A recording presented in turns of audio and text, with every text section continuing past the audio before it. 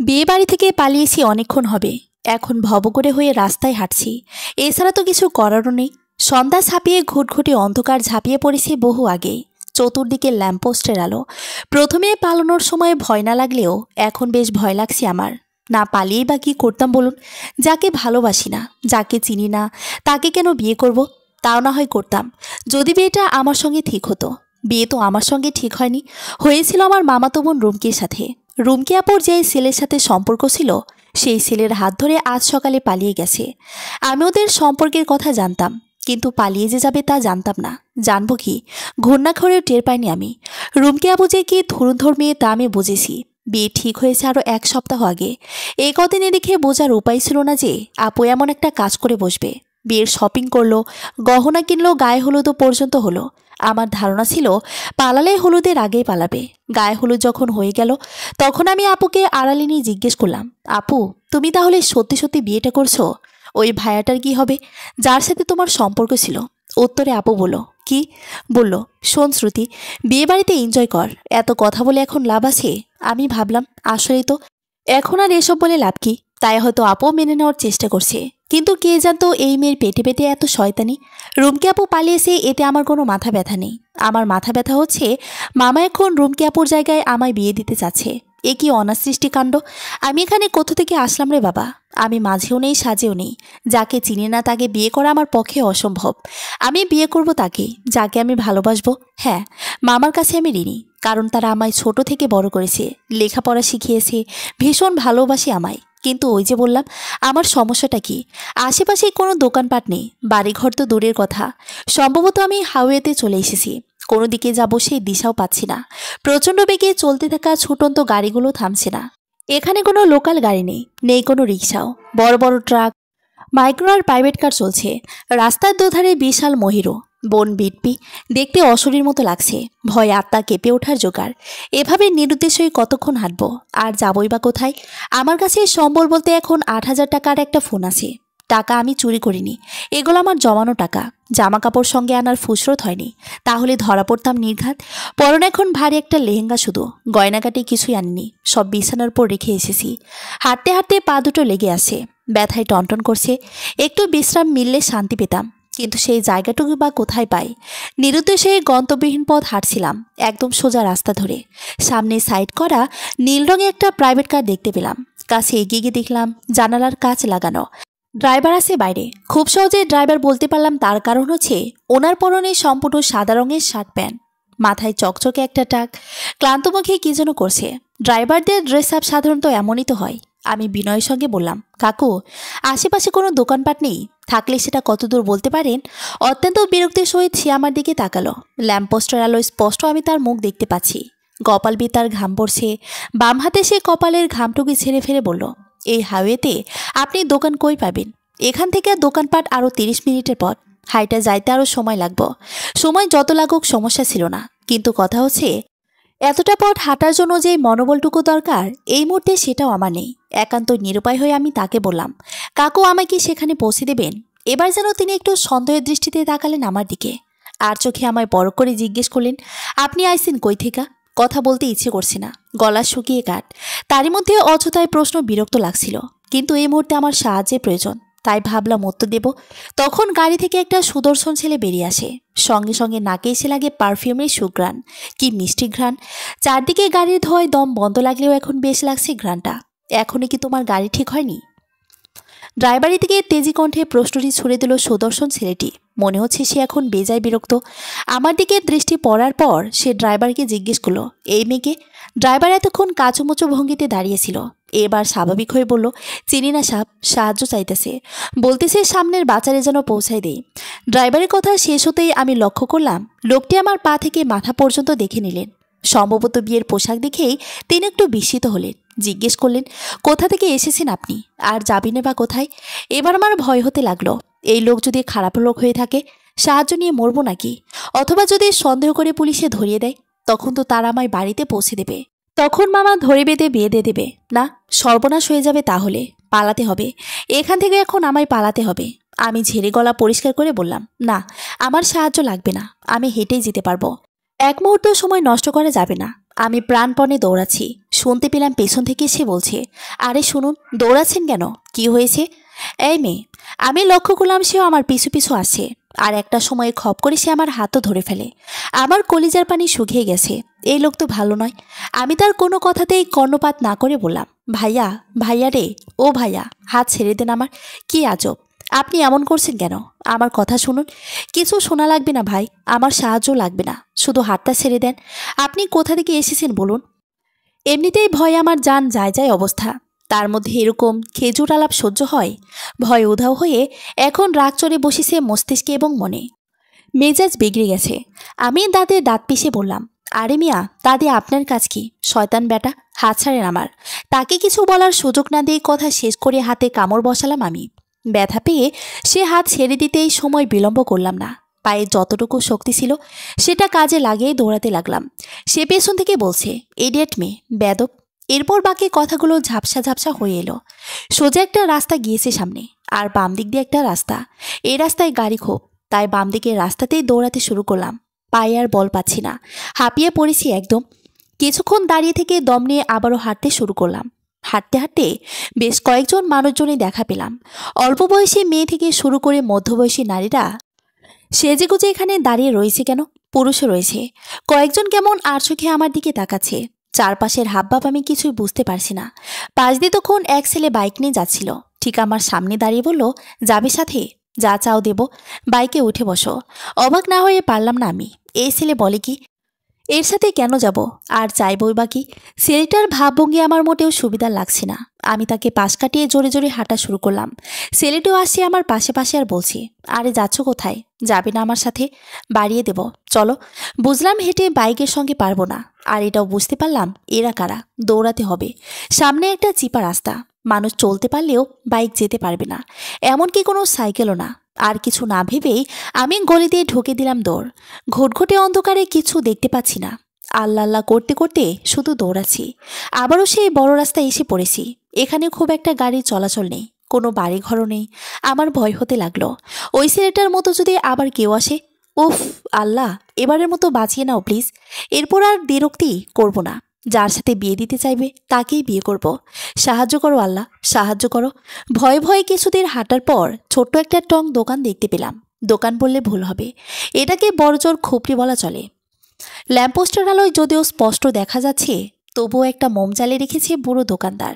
মোমবাতির জ্বলন্ত বহিঃশিখা বাতাসের তেড়ে কেঁপে কেঁপে উঠছে। দোকানে গিয়ে ছোট পেতে রাখা একটা ব্রেঞ্চে বসলাম। বুড়োর সঙ্গে একজন বুড়িও আছে। বুড়ো দাদু আমায় দেখে বলল, এখন তো চা নাই দিদি ভাই। দৌড়াতে দৌড়াতে প্রাণ অষ্টাগত আমার। শরীর থেকে গরম হাওয়া বের হচ্ছে। চা খাওয়ার দরকার নেই, বরঞ্চ ফ্রিজে ঠান্ডা পানি কিংবা আইসক্রিম পেলে ভালো হতো। কিন্তু এখানে সেই আকাঙ্ক্ষা আকাশ কুসুম বটে। আমি ছোট্ট একটা দীর্ঘশ্বাস নিয়ে বললাম, চা খেতে আসিনি দাদা, বড় নিরুপায় হয়ে এসেছি। থাকার একটা জায়গার ভীষণ প্রয়োজন। এখানে থাকার মতো কোনো জায়গা হবে? বুড়ো বিনীতভাবে বলল, না দিদি ভাই, এখান থেকে বসত ভিটা বহুত দূরে। বুড়ো বুড়ি মিলে এই দোকানেই ঝাঁপ ফেলে থাকি। তা কই থেকে এসেছো তুমি? আমার ভেতর থেকে দীর্ঘশ্বাস বেরিয়ে আসে। রাত গভীর থেকে আরও গভীরতর হচ্ছে। কোথায় যাব আমি? এভাবে পালানোটা আমার ঠিক হয়নি, আমি বুঝতে পারছি। বুড়ো দাদুকে আর কষ্ট দিলাম না। ব্রেন ছেড়ে উঠে বললাম, এসেছি গ্রাম থেকে দাদু। আচ্ছা আসছি। চলে যাব ঠিক তখন একটা ছেলে দোকানে এসে সিগারেট চাইল। সিগারেটটি নিয়ে কাঠি ম্যাচ দিয়ে আগুন জ্বালালো। দাম দিয়ে সোজা রাস্তা ধরে হাঁটা ধরেছে। আমি বুড়ো দিকে বিদায় নিয়ে ওই ছেলেটার পিছু পিছু হাঁটা ধরলাম। ছেলেটির পরনে ব্লু প্যান্ট আর ব্ল্যাক শার্ট, গাল ভর্তি খোঁচা খোঁচা দাড়ি, মাথার চুলগুলো উস্কো খুস্কো এলোমেলো। কিছু দূর যাওয়ার পর ছেলেটি দাঁড়িয়ে পড়ল।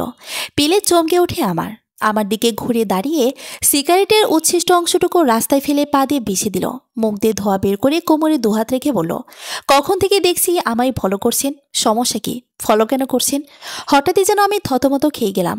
কথা বলতে গিয়ে কেমন যেন জড়তা কাজ করছিল। আমতা আমতা করে বললাম, আসলে আসলে আমি দেখতে যাচ্ছিলাম আপনি কোথায় যান।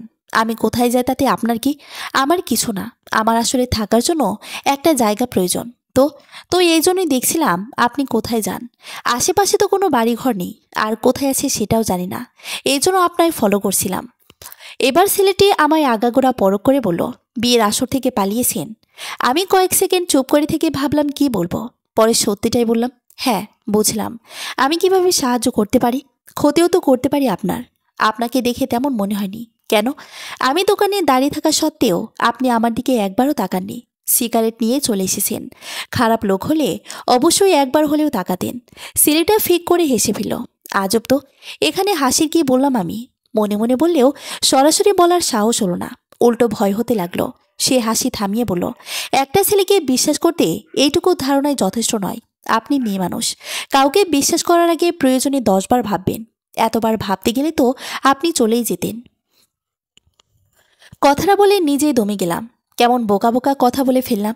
সে বলল, আচ্ছা যাই হোক, আমার কোনো কুমতলব নেই। চলুন দেখি কি ব্যবস্থা করা যায়। এতক্ষণ আমাদের মাঝে দূরত্ব ছিল 5-7-এর মতো, আর এখন আমরা পাশাপাশি হাঁটছি। সে একদম নিশ্চুপ, কোনো কথা বলছি না। হাই হিল পরে হাঁটতেও কষ্ট হচ্ছে। জুতাগুলো খুলে হাতে নিয়ে হাঁটা শুরু করলাম। তাও তার অনেকটা পিছে পড়ে গেছি আমি। সে একবার পিছে তাকিয়ে বলল, কি হলো, আসুন। এরকম পিঁপড়ার মতো হাঁটলে রাত পার হয়ে যাবে পৌঁছাতে। হাঁটুতে দুহাত রেখে আমি দম নিচ্ছিলাম। বললাম, আর পারছি না। তাহলে থাকুন, আমি যাই। এই না না বলে আমি দৌড়ে ওনার পাশাপাশি হাঁটা শুরু করলাম। কিন্তু এতে লাভ খুব একটা হলো না। আমি আবারও পিছে পড়ে গেলাম। নেতিয়ে যাওয়ার স্বরে বললাম, গায়ে শক্তি পাচ্ছে না একটু। জুতাগুলো খুলে একটু হাতে নেবেন।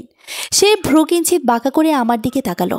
আমার বেহাল দশা দেখে বোধ হয় তার মায়া হলো, এবং সে আমার হাত থেকে জুতো নিল। আর একটা জিনিস লক্ষ্য করলাম, সে তার হাতার গতি একদম কমিয়ে দিয়েছে। সোজা ভাষায় বলা চলে আমার সঙ্গে সঙ্গে হাঁটছে। না, লোকটি মন্দ নয়, নেহাতি ভালো মানুষ। হাঁটতে হাঁটতে আমরা মেইন রাস্তা পার হয়ে একটা এলাকায় রাস্তায় প্রবেশ করলাম। চারিদিকে শুনশান নীরবতা। পাশের জঙ্গল থেকে ঝিঝি পোকার স্পষ্ট আওয়াজ শুনতে পেলাম। আমার কেমন যেন ভয় ভয় লাগছে। ভালো মানুষের পেছনে আবার খারাপ কোনো রূপ নেই তো? আমি তো তার নামটাও জানি না। কথা বলা উচিত। দেখি মতলব তটব কিছু বোঝা যায় নাকি। আমি গলা খাকারি দিয়ে জিজ্ঞেস করলাম, আচ্ছা আপনার নাম কি? সে যেন নিতান্তই অনিচ্ছার সাথে বলল, অরিত্র। অদ্ভুত, অপরিচিত কেউ কেমন আছো, নাম কি, এসব জিজ্ঞেস করলে তাকে জিজ্ঞেস করতে হয়। আপনি তো করলেন না। অরিত্র কথা বলতে বলতে আরেকটা সিগারেট ধরাইছিল। মুখ থেকে ধোঁয়া বের করে বলল, আমার কৌতূহল কম, তাও শুনি আপনার নাম কি? শ্রুতি। নামটা সুন্দর না? অরিত্র কিছুই বলল না। আশেপাশে সতর্ক দৃষ্টি বোলালো। তখনই জঙ্গল থেকে কয়েকটা ছেলে এসে আমাদের প্রায় ঘিরে দাঁড়ালো। ওদের চেহারাই কেমন যেন ভয়ঙ্কর। চাঁদের আলোয় দেখতে পেলাম অরিত্র কেমন বিচলিত হয়ে পড়েছে। আমি ভেবে পাচ্ছি না ওরা কারা। ওরা কি ডাকাত? ছেলেগুলো কিছুক্ষণ শ্রুতি আর অরিত্রকে দেখে নিল। ওদের মধ্য থেকে একজন বলল, যা সাথে আছে দিয়ে দে। অরিত্র বুঝতে পারল এরা সিজকে চোর। এদিকে শ্রুতির গলা শুকিয়ে কাট। আরেকজন বলল, ভালোই ভালোই দিয়ে চলে যা, নয়তো এটা দেখছিস কি? কথা শেষ করে অন্ধকার থেকে একটা চাকু বের করলো সে। অবস্থায় বেগতিক, কিছু না দিয়ে উপায় নেই। অরিত্র প্যান্টের পকেট থেকে ম্যানিব্যাগ বের করে দিল। ছেলেটি বলল, আর কিছু নাই? ফোন বের কর। নেই। ওই চেক দে তো। আরেকটা ছেলেকে উদ্দেশ্য করে বলল লোকটা। ছেলেটাও অরিত্রকে চেক করে দেখলো আসলেই কিছু নাই। এবার চাকু ধরে রাখা ছেলেটি শ্রুতিকে বলল, হাতে কি? ব্যাগ দেন। শ্রুতি ঢোক গেলে বলল, কেন? ওরা কিছু বলার পূর্বেই অরিত্র বলল, দিয়ে দেন। একজন তখন ছমিরে শ্রুতির হাত থেকে ব্যাগটা নিয়ে অন্ধকার জঙ্গলের মাঝে চলে গেল। ওরা চলে যেতেই শ্রুতি ভ্যাবা করে কেঁদে উঠল। কাঁদতে কাঁদতে বলল, আপনার জন্য আমার টাকা পয়সা ফোন সব গেল। এখন আমি কিভাবে কি করব? জানেন ফোনটা আমার কত প্রিয় ছিল। ছোট মামা বিদেশ থেকে পাঠিয়েছিল 3 মাস হবে। শুক্রিয়া আদায় করেন যে ওরা আপনাকে নিয়ে যেতে চায়নি। শ্রুতি এবার দমে গেল, কান্নাও বন্ধ হয়ে গেল। কথা সত্যি। সে বলল, কিভাবে নিত? আপনি তো ছিলেন সাথে। এটা কি মুভি পেয়েছেন? আমি হিরো, তাই 10-20টা ভিলেনকে মেরে কোপকাত করে দিলাম। ওরা 5 জন ছিল আর আমি একা। আপনাকে নিয়ে যেতে চাইলে আমায় মেরে আপনার নিয়ে যেতে পারত। শ্রুতি নিশ্চুপ রইল। অসহায়ের মতো বলল, টাকা ছাড়া আমি কিভাবে চলবো? অরিত্র কিছুক্ষণ মৌন থেকে চিন্তা ভাবনা করে বলল, আপাতত আমার বাসায় চলুন, ভয় নেই। বাড়িতে মা বাবা আর ছোট ভাই আছে। কিন্তু আমি ভাবছি আপনাকে কি বলে পরিচয় করিয়ে দেব। তার মতো শ্রুতিও ভাবুক হয়ে ভাবতে লাগলো কি বলা যায়। তারপর বলল, আইডিয়া।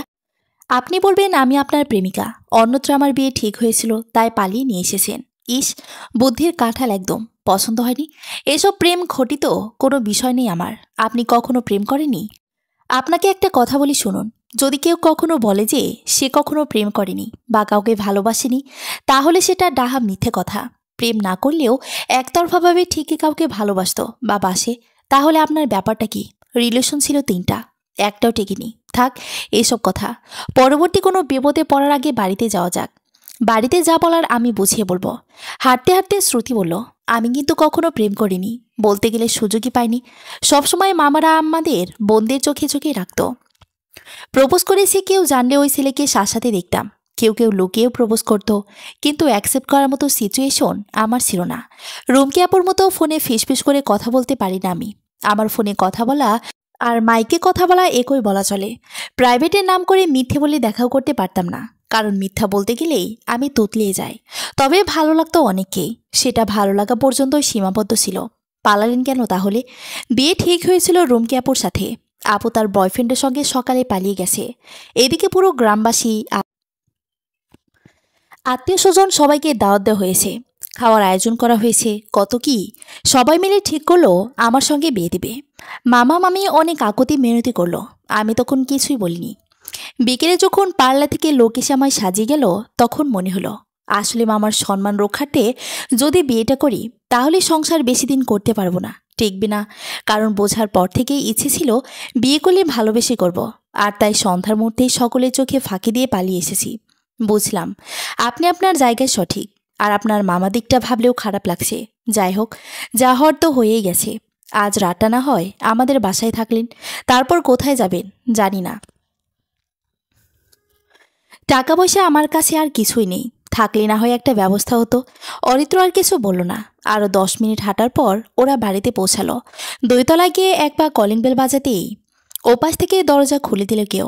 মনে হচ্ছে সে জানতোই এখন কেউ আসবে, অথবা দরজা খুলে দেওয়ার জন্য অপেক্ষা করছিল। কিছু বুঝে ওঠার পূর্বে দরজার অপর পাশ থেকে মধ্যবয়সী এক মহিলা আক্রমণাত্মক স্বরে বলল, তোর কি কাণ্ড, আমায় কি বলতো? তুই কি কোনোদিনই শুধরাবি না? শেষের কথাটা বলতে বলতেই সে শ্রুতির দিকে তাকালো এবং কথার সাউন্ড ধীরে ধীরে কমতে লাগলো। সম্ভবত ইনি অরিত্রের মা।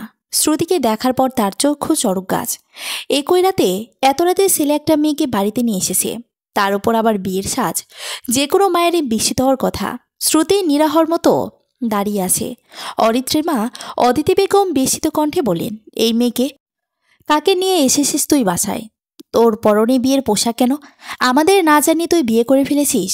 অরিত্রকে কিছুটা বিরক্ত দেখালো, ক্লান্ত ভঙ্গিতে বলল, আগে আগে এত কিছু ভেবে নিয়েছো কেন? আমায় এক্সপ্লেন করতে তো দাও। রাখ তোর এক্সপ্লেন। তুই এই কাজটা কিভাবে করলি? তোর একটু কলিজা কাঁপলো না? আমাদের বললে কি তোকে বারণ করতাম? উফ মা, ভেতরে তো যেতে দেবে? মেয়েটা অনেক দূর থেকে এসেছে, ওর বিশ্রাম প্রয়োজন। অদিতি বেগম আর চোখে একবার শ্রুতিকে দেখে নিয়ে দরজা ছেড়ে দাঁড়ালেন। অরিত্র শ্রুতিকে নিয়ে ভেতরে ঢুকলো। ফ্ল্যাটটা খুব বেশি বড় নয়, 2টো রুম, একটা ছোট কিচেন আর মাঝখানে অল্প জায়গাটুতে ড্রয়িং রুম। তাতেই সোফা সেটগুলো গাদাগাদি করে রাখা। আলো বাতাস প্রবেশ করার মতো কোনো জায়গা চোখে পড়ল না, কেমন যেন ভ্যাবসা গরম। চারপাশ দেখতে দেখতেই অদিতি বেগম একজন পুরুষকে নিয়ে আসলেন। সন্দেহ নেই ইনি হচ্ছে অরিত্রের বাবা। কেমন যেন গম্ভীর গম্ভীর চাহনি তার। হাত দুটো পেছনে একত্রিত করে রেখে তিনি গম্ভীর কণ্ঠে অরিত্রকে বললেন, তুমি নাকি বিয়ে করেছ? এই মেয়েটি কি তোমার বউ? অরিত্র বিরক্তিসূচক চয়ের মতো শব্দ করে বলল, মা, বাবাকেও কথাটা লাগিয়ে দিয়েছ? অদিতি বেগম ভ্রুকুচকে বললেন, তো বলবো না? তুই এত বড় কাণ্ড করে বসবি আর আমি চুপ করে থাকবো? এলাকায় আমি মুখ কি করে দেখাবো রে বাবা? শেষের কথাটি একই সঙ্গে কান্না এবং আফসোসের স্বরে বললেন তিনি। অরিত্রের বাবা সুলাইমান রহমান বললেন, আহ থামো তো, রাত বেরাতে ন্যাকা কান্না বন্ধ করো। এরপর অরিত্রের কাছে এগিয়ে গিয়ে পেট চাপড়ে বললেন, সাব্বাস বেটা, সাব্বাস। এই না হলো আমার ছেলে। ভালোবাসার মানুষকে কোনোভাবেই অন্যের হতে দেওয়া যাবে না, নেভার। তবে তোর ওপর রাগ করেছি, আমায় বললি না কেন? আমিও যেতাম বৌমাকে নিয়ে আসতে। শ্রুতির এবার অবাক হওয়ার পালা। এই লোক বলে কি? মাথা ঠিক আছে উনার? অরিত্র ওর বাবার হাত সরিয়ে দিয়ে বলল, তোমরা বেশি বেশি ভাবছো, আমি বিয়ে করিনি। ওনার নাম শ্রুতি, রাস্তায় দেখা হয়েছে, যাওয়ার মতো জায়গা নেই তাই বাড়িতে নিয়ে এসেছি। আজকে রাতটা আমাদের বাসাতেই থাকবে। তুই বিয়ে করিসনি তাহলে? অদিতি বেগম কথার মাঝে ফোন কেটে বললেন, তুমি ওর কথা বিশ্বাস করছো? মিথ্যে বলছে এখন, যেই বুঝতে পেরেছে মেনে নেব না অমনি এখন গল্প বানাচ্ছে। মেয়ে, তুমি বলো তোমাদের বিয়ে হয়নি? শ্রুতি থতমত খেয়ে বলল, মানে হ্যাঁ না। কি হ্যাঁ করছো? তুমিও দেখি অরিত্রের মতোই। অরিত্র ধমক দিয়ে বলল, কি শুরু করলে তুমি? আমায় বিশ্বাস করো না? তোমরা ভালো করেই জানো আমি তোমাদের দেখি কিছু লুকায় না, সব বলি। সেখানে একটা মেয়েকে নিয়ে আমি পালিয়ে আসবো আর তোমাদের জানাবো না? এবার তিনি দমে গেলেন কিছুটা। অরিত্র বলল, এই ব্যাপার আর কিছু জানা থাকে সকালে কথা হবে। এখন তুমি কিছু খাওয়ার ব্যবস্থা করো, নাকি সেটাও পারবে না? তিনি কিছু বললেন না, তবে খাওয়ার ব্যবস্থা করতে রান্নাঘরে গেলেন। অরিত্র বাবাকে বলল, আব্বু, তুমি আজ আমার সাথে আমার ঘরে ঘুমাও। শ্রুতি তোমাদের ঘরে মায়ের কাছে থাকুক। হ্যাঁ থাকুক, সমস্যা কি? সমস্যা নেই তো। তিনি সোফায় বসলেন আরাম করে। ঘটনা সত্য নাকি মিথ্যা যাচাই করতে হবে, এজন্য কথা বলা জরুরি। খেতে খেতে যতটুকু পারা যায় কথা পেট থেকে বের করবে ভেবে নেন। অরিত্র শ্রুতিকে নিয়ে বাবা মায়ের ঘরে নিয়ে গিয়ে বলল, আপনি এখানেই থাকবেন, ওই যে বাথরুম, ফ্রেশ হয়ে নিন। একটা কথা বলবো, শিওর? আপনার বাবা প্রথমে কেমন গম্ভীর হয়ে কথাটা বললেন, পরে আবারও মেনে নিলেন যে আমরা পালিয়ে এসেছি। অরিত্র হেসে ফেলল, বলল, আমার বাবা অমনি, অনেক বেশি মিশুক আর রসিক। পরিচিত না হলে বুঝবেন না, আমার মাকে ভুল বুঝবেন না, সেও খুব ভালো, তবে একটু অভিমানী। আমার বিয়ে নিয়ে তার অনেক স্বপ্ন, বুঝতে পেরেছি। আচ্ছা, ফ্রেশ হয়ে নিন তাহলে। আরে শুনুন শুনুন। অরিত্র যাওয়ার জন্য এক কদম এগিয়েছিল। শ্রুতির ডাক শুনে ফিরে তাকিয়ে বলল, কিছু বলবেন? শ্রুতির চোখ দুটো ছোট ছোট করে অনুরোধের স্বরে বলল, মাথার ক্লিপগুলো খুলে দেবেন প্লিজ। পার্লার থেকে ঘোমটার সাথে এমনভাবে লাগিয়েছে যে আমি খুলতেই পারছি না। পথে অনেকবার চেষ্টা করেছি, পারিনি। এত বড় ঘোমটা দিয়ে ওয়াশরুমে বা যাবো কিভাবে? এটাই শেষ সাহায্য। আরে আপনি এভাবে বলছেন কেন? দিন, আমি খুলে দিচ্ছি। অরিত্র নিজেই এগিয়ে গেল। শ্রুতির চুলের খোপায় গোলাপ ফুলগুলো লাগানো ছিল, ফুলের সঙ্গেও ঘোমটার এক অংশ ক্লিপ দিয়ে লাগানো। অরিত্র ঘাড় বাঁকা করে খোপার ক্লিপগুলো খুলছিল। পেছন থেকে দেখলে নিঃসন্দেহে মনে হবে ঘাড়ে চুমু খাচ্ছে। বিধির কি নিয়তি! তখনই খেতে যাওয়ার জন্য ডাকতে আসেন অদিতি বেগম। এই অবস্থা দেখতে ভরকে গিয়ে বলেন, করছিস কি রে তোরা? অদিতি বেগমের হঠাৎ আগমনে দুজনে যতটা না বেশি অবাক হয়েছিল, তার চেয়েও বেশি চমকে গিয়েছে তার কথাটি শুনে। কি করছিস রে তোরা? মানে কি? কি আর করব? অদিতি বেগম ভ্রু কুঁচকে তাকিয়ে রয়েছেন। অরিত্র কেমন যেন অপ্রস্তুত হয়ে বলল, মা, এই প্রশ্ন কেন করল? অরিত্র মৃদু হাসার চেষ্টা করে বলল, ক্লিপ খুলে দিচ্ছি মা। অদিতি বেগম দাঁতে দাঁত পিষে বলে, গাধা, তোকে আমি পেটে ধরেছি নাকি তুই আমায় পেটে ধরেছিস? ভুজং ভাজাং একটা বুঝিয়ে দিলেই হলো। কে ভুজং ভাজাং বোঝালাম মা, তুমি অযথায় চটে যাচ্ছ। অযথা চটে যাচ্ছি আমি? অযথা? তোরা দুটিতে নাকি বিয়ে করিসনি, তাহলে এসব কি? কোন সব? রাগে শরীর রেডি করছি অদিতি বেগমের। তিনি মারমুখ হয়ে বললেন, বেদব ছেলে, এখন আবার আমাকে জিজ্ঞেস করছিস? তুই বের হ ঘর থেকে, এক্ষুনি বের হবি। না, আমি কোনো কথা শুনবো না, বের হয়ে যা। এক্ষুনি মানে এক্ষুনি। তুমি যে মাঝে মাঝে কি সব বাচ্চাদের মতো করো আমি বুঝি না। ওর মাথার ক্লিপগুলো খুলে দিও। ঘর থেকে বের হতে হতে বলল অরিত্র। অদিতি বেগম চেঁচিয়ে চেঁচিয়ে বলেন, হ্যাঁ, এতকাল তোদের বান্দিগিরি করেছি, এখন তোর বইয়ের বান্দিগিরি করব। আমার কপালে কি আর সুখ আছে? শ্রুতি কাচুমাচু হয়ে দাঁড়িয়ে আছে। তিনি চোখ মুখ পাকিয়ে শ্রুতির দিকে তাকিয়ে বললেন, তুমি ওখানে দাঁড়িয়ে আছো কেন? শ্রুতি ভয়ে ভয়ে বলল, আমিও কি ঘর থেকে বের হয়ে যাব? কেন? অরিত্রকে ছাড়া থাকতে সমস্যা হবে? এতকাল বাবার বাড়ি যখন হয়নি, আমার কাছে থাকলেও হবে না। ভয় পেও না, খুন তো করবো না তোমায়। এখন এদিকে আসো তো দেখি, আমার ছেলে কোন জংধরা ক্লিপ খুলছিল। শ্রুতি গুটি গুটি পায়ে এগিয়ে আসে। একটা চেয়ার টেনে অদিতি বেগম শ্রুতিকে বসালেন। ক্লিপগুলো খুলিয়ে দিয়ে চুলের খোপাও খুলে দিলেন। মুখ বিকৃত করে বললেন, ইসরে, চুলগুলোতে জট পাকিয়ে ফেলেছে একদম। কোন পার্লারে গিয়েছিলে? শ্রুতি কিছু বলল না। তিনি চিরুনি দিয়ে আশ্রয়ে চুলের জটগুলো ছাড়িয়ে দিলেন। তারপর আলমারি থেকে একটা কালো সুতি শাড়ি বের করে দিয়ে বললেন, এইটা নতুন শাড়ি, অরিত্রের বাবা গত মাসে কিনে দিয়েছিল, পরা হয়নি, মনে হয় তোমার ভাগ্যে ছিল, এটা পরে নাও। শাড়িটা শ্রুতির হাতে দিয়ে কেবিনেট থেকে একটা কালো পেটিকোট আর ভেলভেটের ব্লাউজ বের করলেন। ব্লাউজটি দেখিয়ে বললেন, এটা অনেক আগের ব্লাউজ আমার, অনেক হওয়ার পর হুট করে ফুলে গেছি, তোমার গায়ে লাগবে? অনেককে জানতে চাইল শ্রুতি। অদিতি বেগম এবার শ্রুতির দিকে তাকিয়ে আলমারি লক করতে করতে বলেন, থাক, আর নাটক করতে হবে না। নাটক করছি না আন্টি, আমি সত্যি জানি না অনেককে। তিনি কিছু বলতে গিয়েও বললেন না। শ্রুতির উত্তর দিয়ে বললেন, আমার ছোট ছেলে। ও, ফ্রেশ হয়ে খেতে আসো। তিনি চলে যাওয়ার আগে দরজা চাপিয়ে গেলেন। শ্রুতি দরজা লক করে এসে ভারী লেহেঙ্গাটা খুলে ফেলল। এতক্ষণে নিজেকে স্বাধীন স্বাধীন মনে হচ্ছে। শাড়ি পরতে গিয়েও বাধ্য ঝামেলা। এর আগে বেশ কয়েকবার শ্রুতি শাড়ি পরেছিল, তবে সেটা মামিরা পরিয়ে দিত।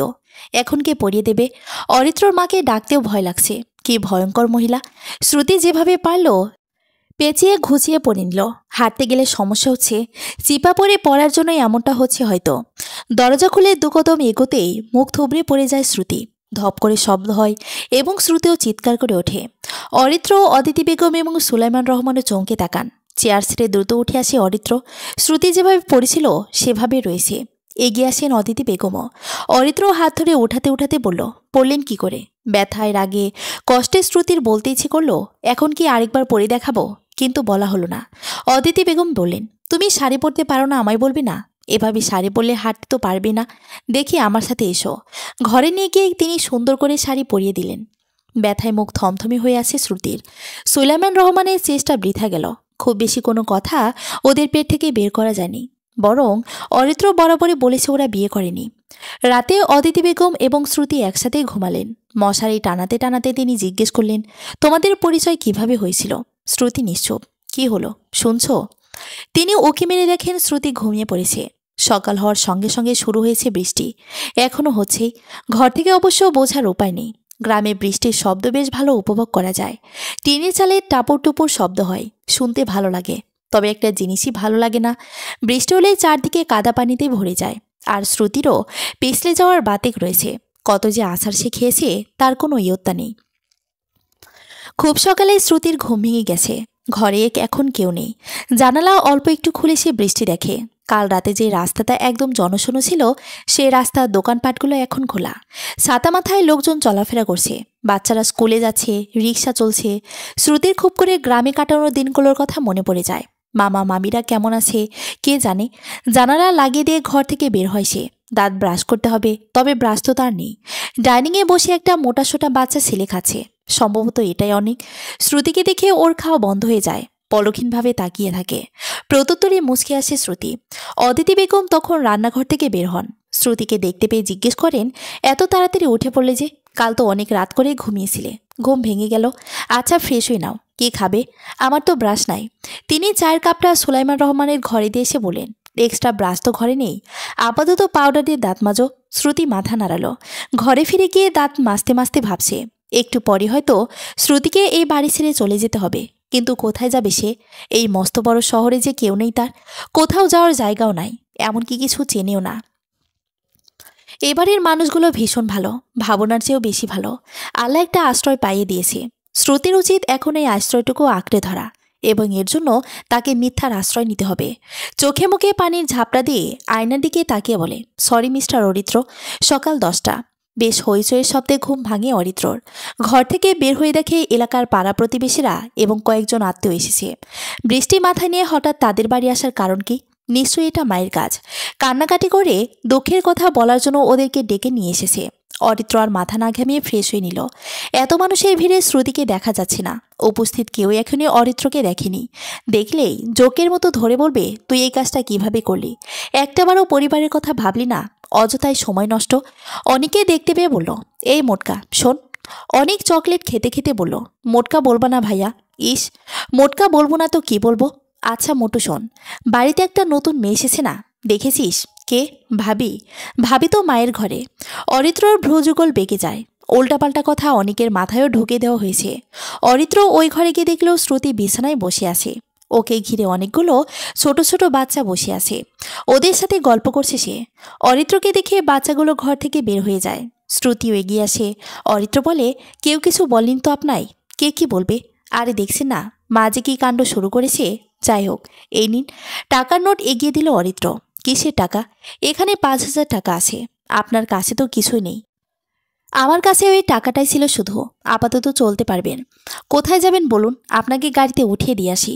শ্রুতি ফ্যালফ্যাল করে তাকিয়ে আছে অরিত্র দিকে, কান্না পাচ্ছে তার। কি নিষ্ঠুর লোকটা! খুব ভালো করে জানে এই শহরে মেয়েটার পরিচিত কেউ নেই, তবুও কি সুন্দর করে চলে যেতে বলছে। সুলাইমান রহমান ঘরের দরজায় এসে বলেন, তোরা দুটিতে এখানে কি করছিস? বাইরে আয়। বৌমা মাথায় কাপড় দিয়ে আসো। তার আর কোনো প্রয়োজন হবে না আব্বু, আমি চলে যাচ্ছি। বাবার শ্রুতির কথোপকথন শুনে ভ্যাবাচাকা খেয়ে তাকিয়ে আসে অরিত্র। বাবা না হয় মায়ের মতো ভুল বুঝেছে, কিন্তু এই মেয়ে কেন আব্বু ডাকছে? অরিত্রর মাথা ঘুরছে। সুলাইমান রহমান কপট রেগে বলেন, চলে যাচ্ছ মানে? কোথায় চলে যাচ্ছ? নিশ্চয়ই অপরদত্তা তোমায় চলে যেতে বলেছে। হ্যাঁ গো অরিত্র মা, শুনছো? একটু এদিকে আসো তো। অদিতি বেগম ঘরে এসে বলেন, কি হলো? তাকে খুব ব্যস্ত দেখাচ্ছে। সকলের জন্য রান্নাবান্না তিনি একা হাতে করছেন। তোমার ছেলে নাকি শ্রুতিকে বাড়ি থেকে চলে যেতে বলেছে, রাগে সুরে বললেন সুলাইমান রহমান। অদিতি বেগম চোখগুলো বড় বড় করে বলেন, হতচ্ছাড়া, বিয়ে বাড়ি থেকে মেয়েটাকে নিয়ে পালানোর আগে এসব মনে ছিল না? এখন তুই কোন মুখে ওকে বাড়ি থেকে বের হতে বলছিস? শোনো, তোমার বাবা এখনো বুড়ো হয়ে যায়নি, বুঝেছো? হয়তো মাথায় কয়েকটা চুল পাক ধরেছে এই যা, তাই বলে এখনো তার কাজ করবার মতো সামর্থ্য আছে। এতদিন তোমাদের তিনজনের ভরণ পোষণ যখন জোগাতে পেরেছি, এখন এই মেয়েটারও পারব। ঘরে বউ এসেছে, কোনো রাক্ষস তো নয়, বললেন সুলাইমান রহমান। অরিত্র অবুজের মতো বলল, তোমরা কি পাগল হয়ে গেছো নাকি? কি যাতা বলছো? বিয়ে করিনি আমি। অদিতি বেগম বললেন, থাক থাক, আর মিথ্যে বলতে হবে না। বিয়ে যখন হয়ে গেছে তখন আর কি করার, ছেলে বউ আর তো জলে ভাসিয়ে দেওয়া যাবে না, মেনে তো নিতেই হবে। এসব আজগুবি কথাগুলো কে বলেছে তোমাদের? আমি বলেছি, তবে আজগুবি কথা নয়, সত্যি কথাই। তবে তুমি যদি না চাও তাহলে আমি এই বাড়িতে থাকবো না। তুমি? হকচকিয়ে যায় অরিত্র। শ্রুতিওকে তুমি করে সম্বোধন করছে। সুলাইমান রহমান মাছি দাঁড়ানোর ভঙ্গিতে বললেন, ছাড়ো তো, ও চাওয়া না চাওয়ার কে? তুমি থাকবে আমার বাসায়, খাবে আমার টাকায়। যখন ওর চাকরি হবে তখন ভেবে দেবিয়ে ওর কথা শুনবি কিনা। অদিতি, তুমি বৌমাকে নিয়ে আসো। তিনি চলে যাওয়ার পর অদিতি বেগম শ্রুতির মাথায় ঘোমটা টেনে দেন। যাওয়ার পথে শ্রুতির পেছনে তাকিয়ে কানে ধরে শব্দহীন ঠোঁটে উচ্চারণ করে, সরি। অরিত্র মনে মনে ভাবে, মেয়েটাকে যতটা না সহজ সরল ভেবেছিলাম তার চেয়েও এক কাঠি বেশি হলো শিয়ানা। বাবা মাকে পর্যন্ত হাত করে ফেলল। শালা প্রেম না করে বিয়ে না করে বউ এসে পড়ল আমার। আত্মীয় স্বজন প্রতিবেশী সবাই শ্রুতিকে পছন্দ করেছে। অবশ্য সে পছন্দ করার মতোই মেয়ে। শান্ত ব্যবহার, মিষ্টি চেহারা, ধীরকণ্ঠে কথা বলা সবই পছন্দের লক্ষণ। সবার সব প্রশংসা হজম হলেও শেষের কথাগুলো শ্রুতি ঠিক হজম হয় না। অরিত্রের ফুপু বলছিল, ছেলে যখন বিয়ে করে বউ এনেছেই তখন ফেলে তো আর দেওয়া যায় না। শ্রুতির বাবা, মাকেও ডাকো ভাবি, তারপর দুই পরিবার মিলে ছোটোখাটো অনুষ্ঠান করে না হয় আবার বিয়ে দিলাম। এই মুহূর্তে শ্রুতির মনে হচ্ছিল চিৎকার করে বলতে, এই অসম্ভব, কিন্তু বলার উপায় নেই। এইসব বুদ্ধি চালাকি তার একান্তই নিজের ছিল। ইতিমধ্যে অরিত্রকে সবাই ড্রয়িং রুমে এনে বসিয়েছিল। সে কিছুই বলছিল না, শুধু নিরীহর মতো বসেছিল। তবে ফুপুর শেষ কথাটি শুনে সে প্রফুল্লিত হয়ে ওঠে। সেও দেখতে চায় শ্রুতি এবার কি করে। নিজেদের মধ্যে আলাপ আলোচনা শেষ হলে সুলাইমান রহমান শ্রুতিকে বলেন, মা, তোমার বাবার নাম্বারটা দাও। বাবা মায়ের প্রসঙ্গ আসায় সে বিচলিত যেমন হচ্ছিল তেমনই কষ্ট লাগছিল। আজ যদি বাবা মা থাকতো তাহলে কি এরকম পরিস্থিতিতে পড়তে হতো? শ্রুতি মাথা নত রেখে বলল, আমার বাবা মা কেউ নেই, আমি মামামের কাছে বড় হয়েছি। তারা কেউ আমাদের সম্পর্ক মেনে নেবে না। যদি নিতই তাহলে নিশ্চয়ই আমাদের পালানোর প্রয়োজন হতো না। তাছাড়া অরিত্র কোনো চাকরি নেই এখন, সে বেকার। ওর হাত ধরেই বাড়ি থেকে পালিয়েছি। যার সাথে আমার বিয়ে ঠিক হয়েছিল সে সব দিক দিয়েই পারফেক্ট ছিল। সেখানে মামা মামিকে ফোন করে আসতে বললে তারা অরিত্র সহ আপনাদের অপমান করবে, যেটা আমি চাই না। শেষের কথাগুলো বলতে শ্রুতির খারাপ লাগছিল, কারণ তার মামা মামি মোটেও এরকম নয়। তবে উপস্থিত সবাই তো প্রথম কথাতেই গলে গেছে যখন জেনেছে শ্রুতির কেউ নেই, সে এতিম। যতই মামারা লালন পালন করুক না কেন, বাবা মা তো বাবা মাই হয়। সবচেয়ে বেশি আবেগপ্রবণ হয়ে পড়েন অদিতি বেগম। সে উপরে উপরে যতই রাগ দেখাক না কেন, ভেতরটা তোলার চেয়েও নরম। তার চোখেও অশ্রু চলে এসেছে। খারাপ লাগছিল অরিত্র। ফুপু তখন নরম স্বরে বললেন, তাহলে এখন কি করা যায়? উত্তরে শ্রুতি বলে, কিছু মনে না করলে আমি একটা কথা বলি ফুপু। ফুপু হাসলেন। শ্রুতির চিবুক ছুঁয়ে বললেন, বোকা মেয়ে, কিছু মনে করব না বলো। আমি চাচ্ছিলাম অরিত্রর আগে একটা চাকরি হোক, তারপর না হয় আমি ওকে নিয়ে মামার মামির কাছে যাব। তখন তো আর তারা আমাদের অপমান করতে পারবে না। অরিত্র যে বেকার সেটা সে অনিকার বাচ্চাদের সাথে কথা বলে কৌশলে জেনে নিয়েছে। ভাগ্যিস জেনেছিল। অরিত্র বেকার বলেই হঠাৎ বুদ্ধিকে সে কাজে লাগাতে পারল। সকলেই শ্রুতির মতামতকে প্রাধান্য দেয়। যদিও দুই পরিবার এখন একত্রিত হচ্ছিল না, তবুও অদিতি বেগম এবং সুলাইমান রহমান ছোটখাটো একটা আয়োজন করেন আত্মীয়স্বজন এবং নিকট প্রতিবেশীদের জন্য। এদিকে হাফ ছেড়ে বাঁচে শ্রুতি।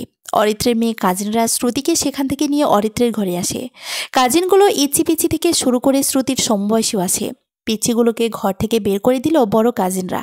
ওদের মধ্যে একজন শ্রুতিকে বড় করে হাস্যরসাত্মকভাবে বলল, অরিত্র ভাইয়ের পেটে পেরে যে এত শয়তানি তা কিন্তু আমরা কেউ বুঝতে পারিনি ভাবি। যখনই জিজ্ঞেস করতাম ভাইয়ের কেউ আছে কিনা, তখন এমন একটা ভান ধরতো যেন দুনিয়ার সবচেয়ে ইনোসেন্ট ছেলেটা সে। আর বলতো, বিয়ের সাথে আমার দ্বারা হবে না বুঝলি, আমি হব সন্ন্যাসী। আর এখন দেখেন, প্রেম তো ছিল, এমনকি বিয়ে বাড়ি থেকে আপনাকেও তুলেও আনলো। শ্রুতি গোপনে দীর্ঘশ্বাস ত্যাগ করে। মনে মনে বলে, বোন রে, পেটে পেটে শয়তানি তো তোদের ভাইয়ের না, আমার। মেয়েটি বলল, আচ্ছা এসব কথা বাদ দেন, আপনাদের সম্পর্ক হলো কিভাবে? কফি শপে বিল দিতে গিয়ে, মানে ওয়েটার ভুল করে তার বিলের লিস্ট আমায় দিয়েছিল আর আমারটা তাকে। তারপর? শ্রুতি দাঁতে দাঁত চেপে মনে মনে বলে, বেদব মেয়ে, তারপর আবার কি? তোর জন্য কি এখন আমার মিথ্যে গল্প বলার ঝুলি নিয়ে এসেছি? তুই বলবি তারপর, আর আমি একটা করে মিথ্যে গল্প বলবো। তুই আবারও বলবি তারপর, আমি আবারও একটা মিথ্যে কথা বলবো। চুপ কর, নয়তো এখনই থাপড়ে দাঁত ফেলে দেবো বলে দিলাম। কিন্তু শ্রুতির আফসোস হচ্ছে কথাগুলো সরাসরি বলতে না পারায়। মিথ্যে বলতে মন সায় দিচ্ছে না, কেননা মিথ্যে বললেই তো সে তুতলে যায়। আর যদি একবার ধরা খায় তবে? মেয়েটি এখনও তাকিয়ে আছে তীক্ষ্ণ দৃষ্টিতে। শ্রুতির কেন জানি মনে হচ্ছে মেয়েটা গোয়েন্দাগিরি করছে। নাম কি আপনার? প্রসঙ্গ পাল্টাতে প্রশ্ন করল শ্রুতি। কিন্তু মেয়েটাও যেন নাসরবান্দা। বলল সামিনা। আমায় আপনি করে বলার দরকার নেই, তুমিই বলতে পারেন। বললেন না তো, তারপর কি হলো? শ্রুতি মনে মনে কথাগুলো সাজিয়ে নিয়ে বলল, অনেক লম্বা কাহিনী, একদিন সময় নিয়ে বলবো। সংক্ষেপে বলেন তাহলে। হতচ্ছাড়ি, এত জেনে তোর লাভ কি? এবারও সে মনে মনে কথাগুলো বলে নিজেকে ক্ষান্ত করার চেষ্টা করছিল। মুখে বলল, তারপর ওয়েটারকে বিষয়টা জানালাম। ওয়েটার সরি বলল। তখন অরিত্রের সাথে টুকটাক কথা হয়। এরপর একদিন হঠাৎ করেই দেখা হয়ে যায়। এরপর ফেসবুক আইডি নাম্বার আদান প্রদান হলো, তারপর প্রেম, আর তারপর বিয়ে। শ্রুতি এই মিথ্যে কথাগুলো বলতে একবারও আটকে যায়নি, কারণ এই পুরো ঘটনাটাই হচ্ছে রুমকির প্রেম কাহিনী, যার দরুন মুখস্থ বিদ্যার মতো ঝরঝর করে বলে ফেলে। সামিনাও যেন এক কাঠি এগিয়ে। সে জিজ্ঞেস করলো, তাহলে পালালেন কেন আপনারা? বাইরে থেকে আমাদের সম্পর্ক মেনে নেয়নি তাই? এবার সামিনা চুপ হয়ে গেল। তার সন্দেহ ভুল প্রমাণিত হলো। শ্রুতির গড়গড় করা মিথ্যেগুলি শুনে সে অরিত্র আর শ্রুতির সম্পর্কের কথা বিশ্বাস করতে বাধ্য হয়। অরিত্র তখন অনেককে নিয়ে নিজের ঘরে আসে। সামিনার চোখে মুখে রাগ স্পষ্ট। মূলত সামিনা আপন কাজিন নয় অরিত্রের। সামিনার মা আর অরিত্রের মা কলেজ জীবনের বান্ধবী ছিল, একদম বোনের মতো। সেই সূত্রেই ওরা কাজিন। সামিনা পিঞ্চো মেরে বলল, বাব্বা, বউকে দেখে এখন চোখের আড়ালো করতে চাও না? এরপর শ্রুতির দিকে তাকিয়ে বলল, জানেন ভাবি, আপনাদের বিয়ের আগে অরিত্র ভাইয়া কিন্তু আমায় বউ ডাকতো। সবাই জানতো আমরা জামাই বউ। শ্রুতি বাঁকা হেসে বলল, ছোটবেলায় ওরকম জামাই বউ সবাই খেলে, মোটেও নয়। কিছুদিন আগ পর্যন্ত আমাদের মাঝে এমন সম্পর্ক ছিল। তাহলে জেনে নাও, এখন থেকে তোমাদের ডিভোর্স। সে এখন আমার। কুনজর বদনজর কোনো নজরই দিও না। কথাগুলো হাস্যরক্তকভাবে বললেও খানিকটা পিঞ্জু মেরেই বলল শ্রুতি, যেমনটা সামিনা পিঞ্জু মেরেছিল। শ্রুতির এমন কথায় সামিনার চোখ মুখ অন্ধকার হয়ে যায় আরও। অরিত্র শ্রুতির কথাবার্তা শুনে মনে মনে বলে, নাটক। সামিনা বাকিদের নিয়ে সব ঘর থেকে বের হয়ে যায়। শ্রুতি এবার চোখ মুখ পাকিয়ে বলে, ব্যাপার কি? ব্যাপার আবার কি হবে? পাল্টা প্রশ্ন করলো অরিত্র। এই মেয়েটার ভাবগতি তো আমার ঠিক মনে হলো না। পছন্দ করে আমায়? শুধু পছন্দ? কি জানি, ভালো টালো বাস্তু নাকি জানি না। আপনি বউ কেন ডাকতেন? মজা করতাম। শুধুও নয়, আরও অনেকেই আছে, ঢং দেখলে বাঁচি না। সন্ন্যাসী হওয়ার স্বপ্ন দেখে আবার তার নাকি বইয়ের অভাব নেই। আজব, সত্যি সত্যি বউ ছিল নাকি? কিন্তু আপনি তো একদম বিনা সার্টিফিকেটেই গলায় ঝুলে পড়েছেন। গলায় ঝুলে পড়বো কেন? আমি তো মুক্তোর মালা নই। অরিত্র দাঁত কেরমির করে বলল, আপনি কি বলতে চাচ্ছেন আমি বানর? ছোটবেলায় এমনই তো একটা প্রবাদ শুনতাম, বানরের গলায় মুক্তোর মালা। আমি যদি মুক্তোর মালা না হই, তবে আপনিও বানর নন। টেনশন নিয়ে না, আপনাকে কি সহজ সরলটা না ভেবেছিলাম আমি। এখন দেখছি ঠিক তার উল্টো। আপনি কি ভেবে নিয়েছিলেন? আমি তো আর সেটা জানি না, জানার দরকারও নাই। আমায় জাস্ট এটা বলেন, আপনি সবাইকে এসব মিথ্যে কেন বলেছেন? শ্রুতি আশেপাশে একবার সতর্ক দৃষ্টি বুলিয়ে বলল, আমার থাকার জায়গার প্রয়োজন ছিল, আর এরকম সেফ জায়গা আমি আর পাবো না কি জানা নেই। তাই এই নাটকটা আমায় করতে হয়েছিল। আশ্চর্য, এই জন্য আপনি এত বড় মিথ্যে কথা বলবেন? আমার পরিবারের ইমোশন নিয়ে তো আমি আপনাকে খেলতে দেব না। এলাকায় আমাদের একটা সম্মান আছে, আপনার খামখেয়ালির জন্য সেটাও আমি নষ্ট হতে দেব না। এখনই আপনি সবার সামনে সত্যিটা স্বীকার করবেন। আপনি আমার কথাটা শুনুন।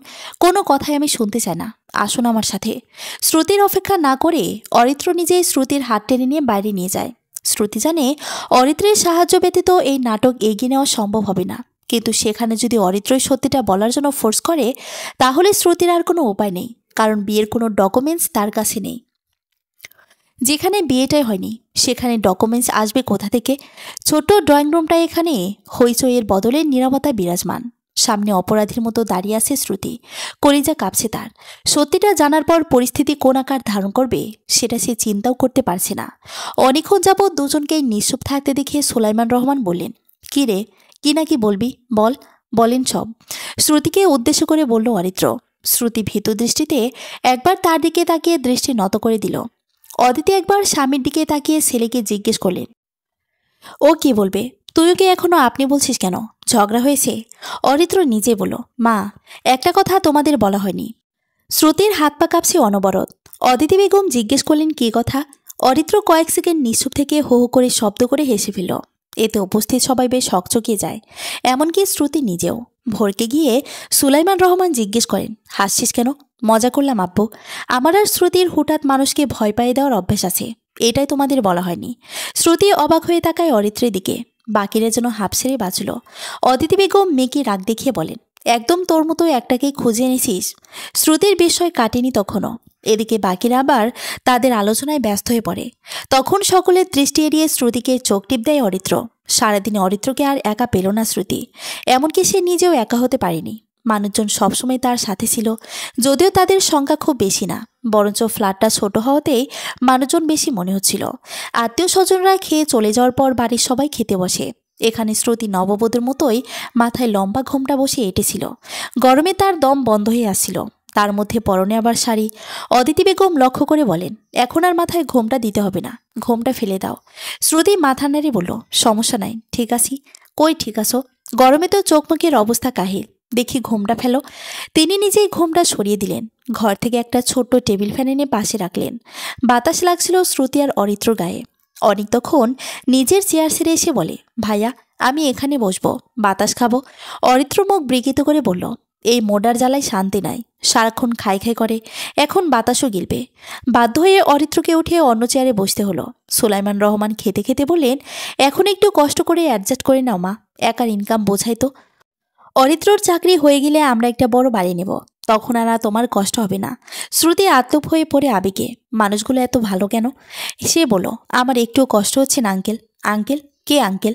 শ্রুতি থতমত খেয়ে বলল, আব্বু, আজ রাতে দুজনকে এক ঘরেই থাকতে দেওয়া হয়েছে। এতে ঘোর আপত্তি হয়েছে অরিত্রর।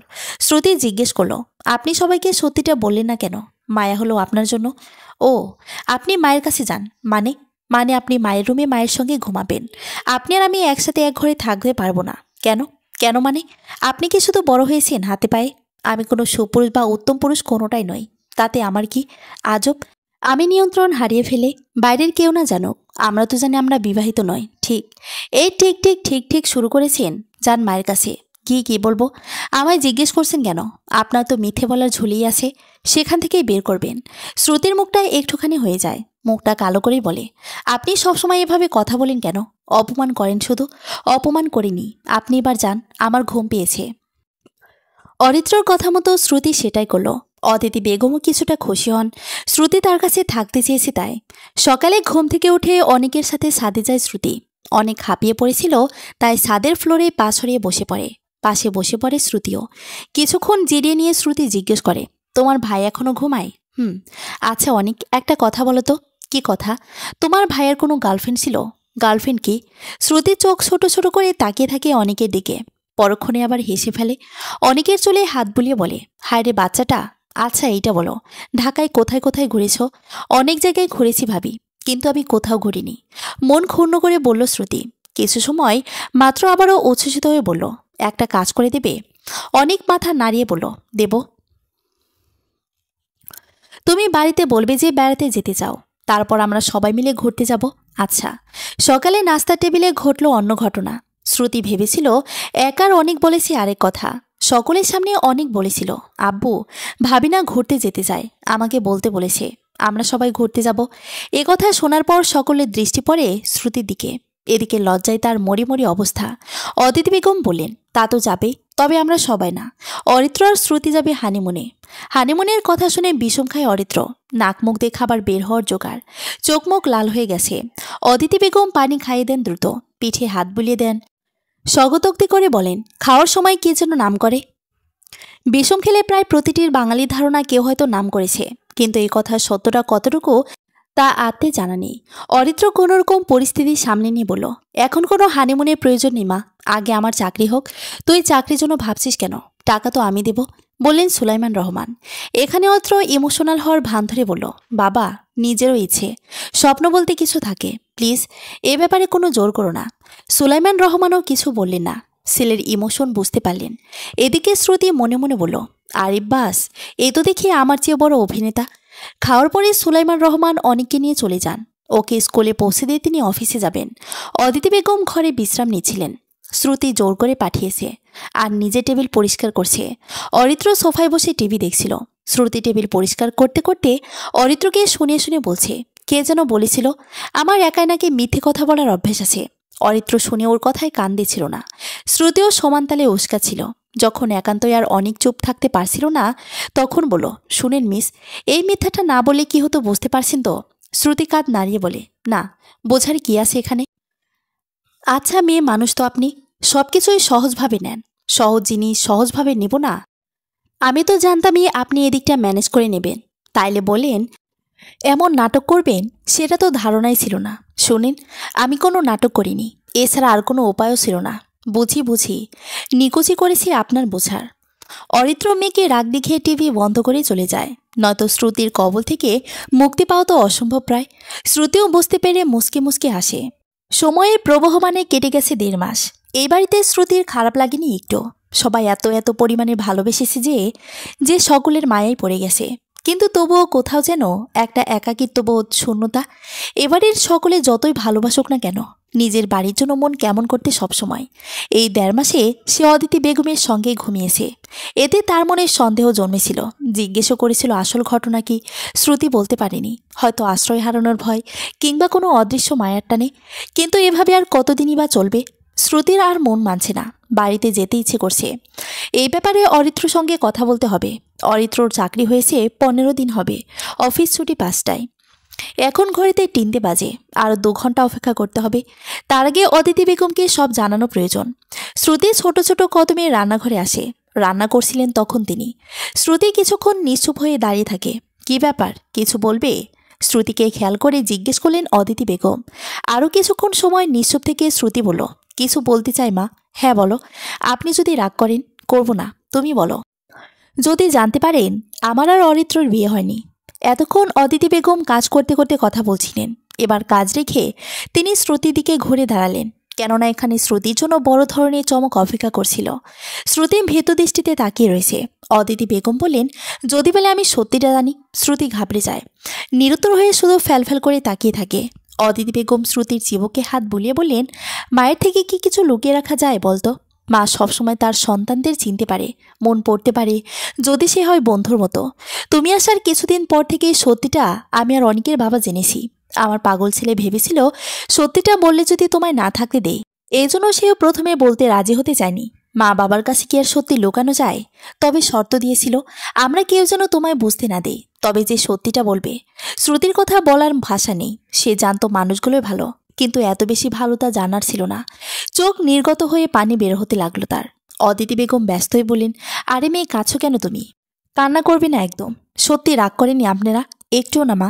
তুমি আমায় এটা বলো তো, আজ হঠাৎ এই কথাগুলো বলছো কেন? বাড়ির কথা খুব মনে পড়ছে। ফিরে যেতে যাচ্ছ?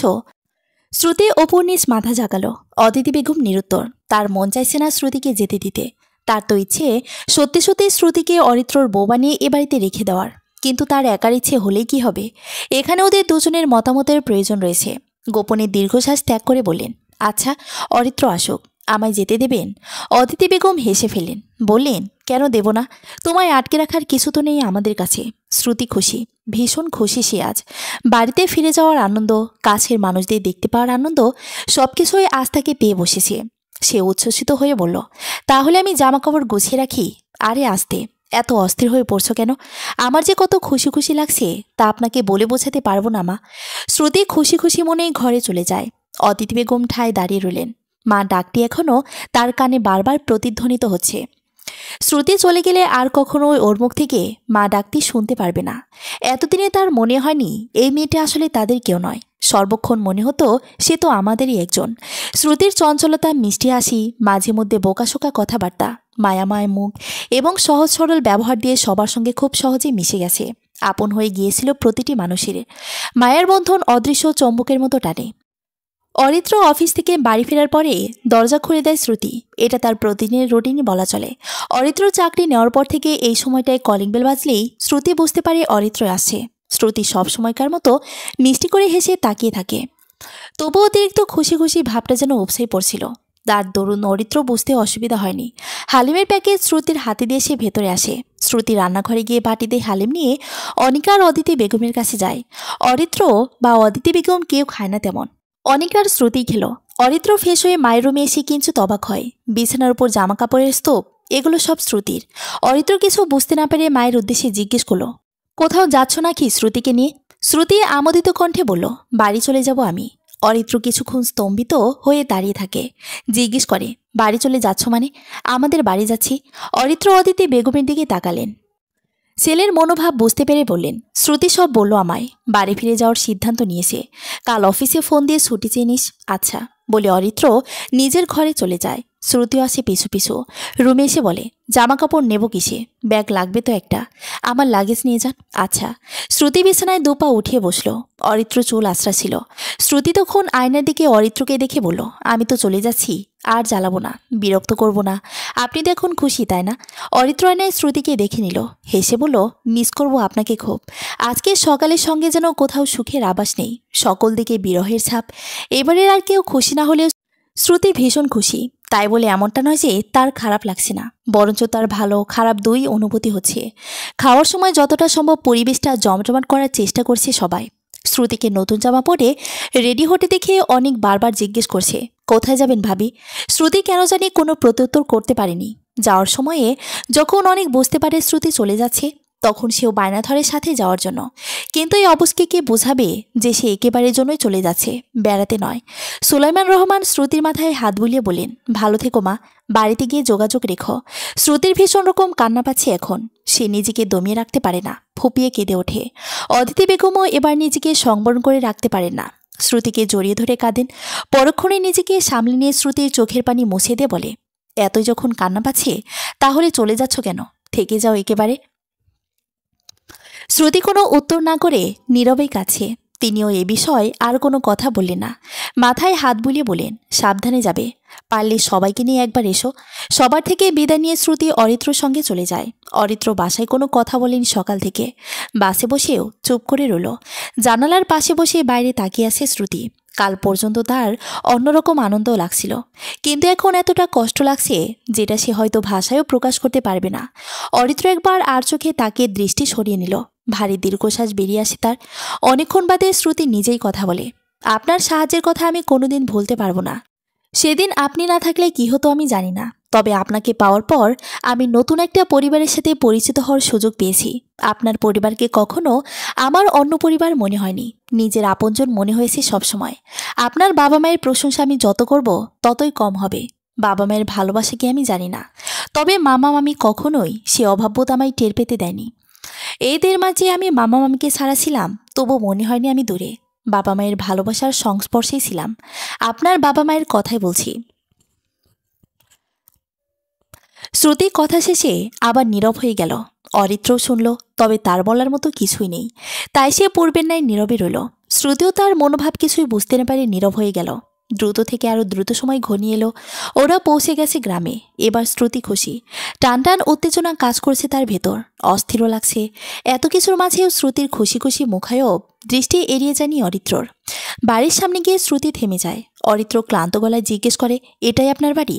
অপু নিজ মাথা নাড়ালো শ্রুতি, চোখ চিকচিক করছে। অরিত্র ভরসা দেয়, নিজেই আগে এগিয়ে যায়। সামনে থেকে বলে, আসুন। বিশাল বড় উঠানের মাঝে দুইতলা একটা বাড়ি। উঠানে তো গাছ আছে, ছাদেও বড় বড় গাছ লক্ষ্য করা যাচ্ছে। ঠিক সেই সময়ে বাড়ি থেকে বের হয় বড় মামি। শ্রুতি ছিল অরিত্রর আড়ালে, তাই অরিত্রকেই তার নজরে পড়ল। তিনি জিজ্ঞেস করলেন, কারে চাও? অরিত্র কথা বলার পূর্বে শ্রুতি আড়াল থেকে বের হয়ে বলল, মামি। বড় মামি চোখ বড় বড় করে তাকানেন। বিস্ময়ে চোখ ছানা বড়া তার। বিস্মিত কণ্ঠে বলে ওঠেন, শ্রুতি তুই? শ্রুতির ভয় লাগছে।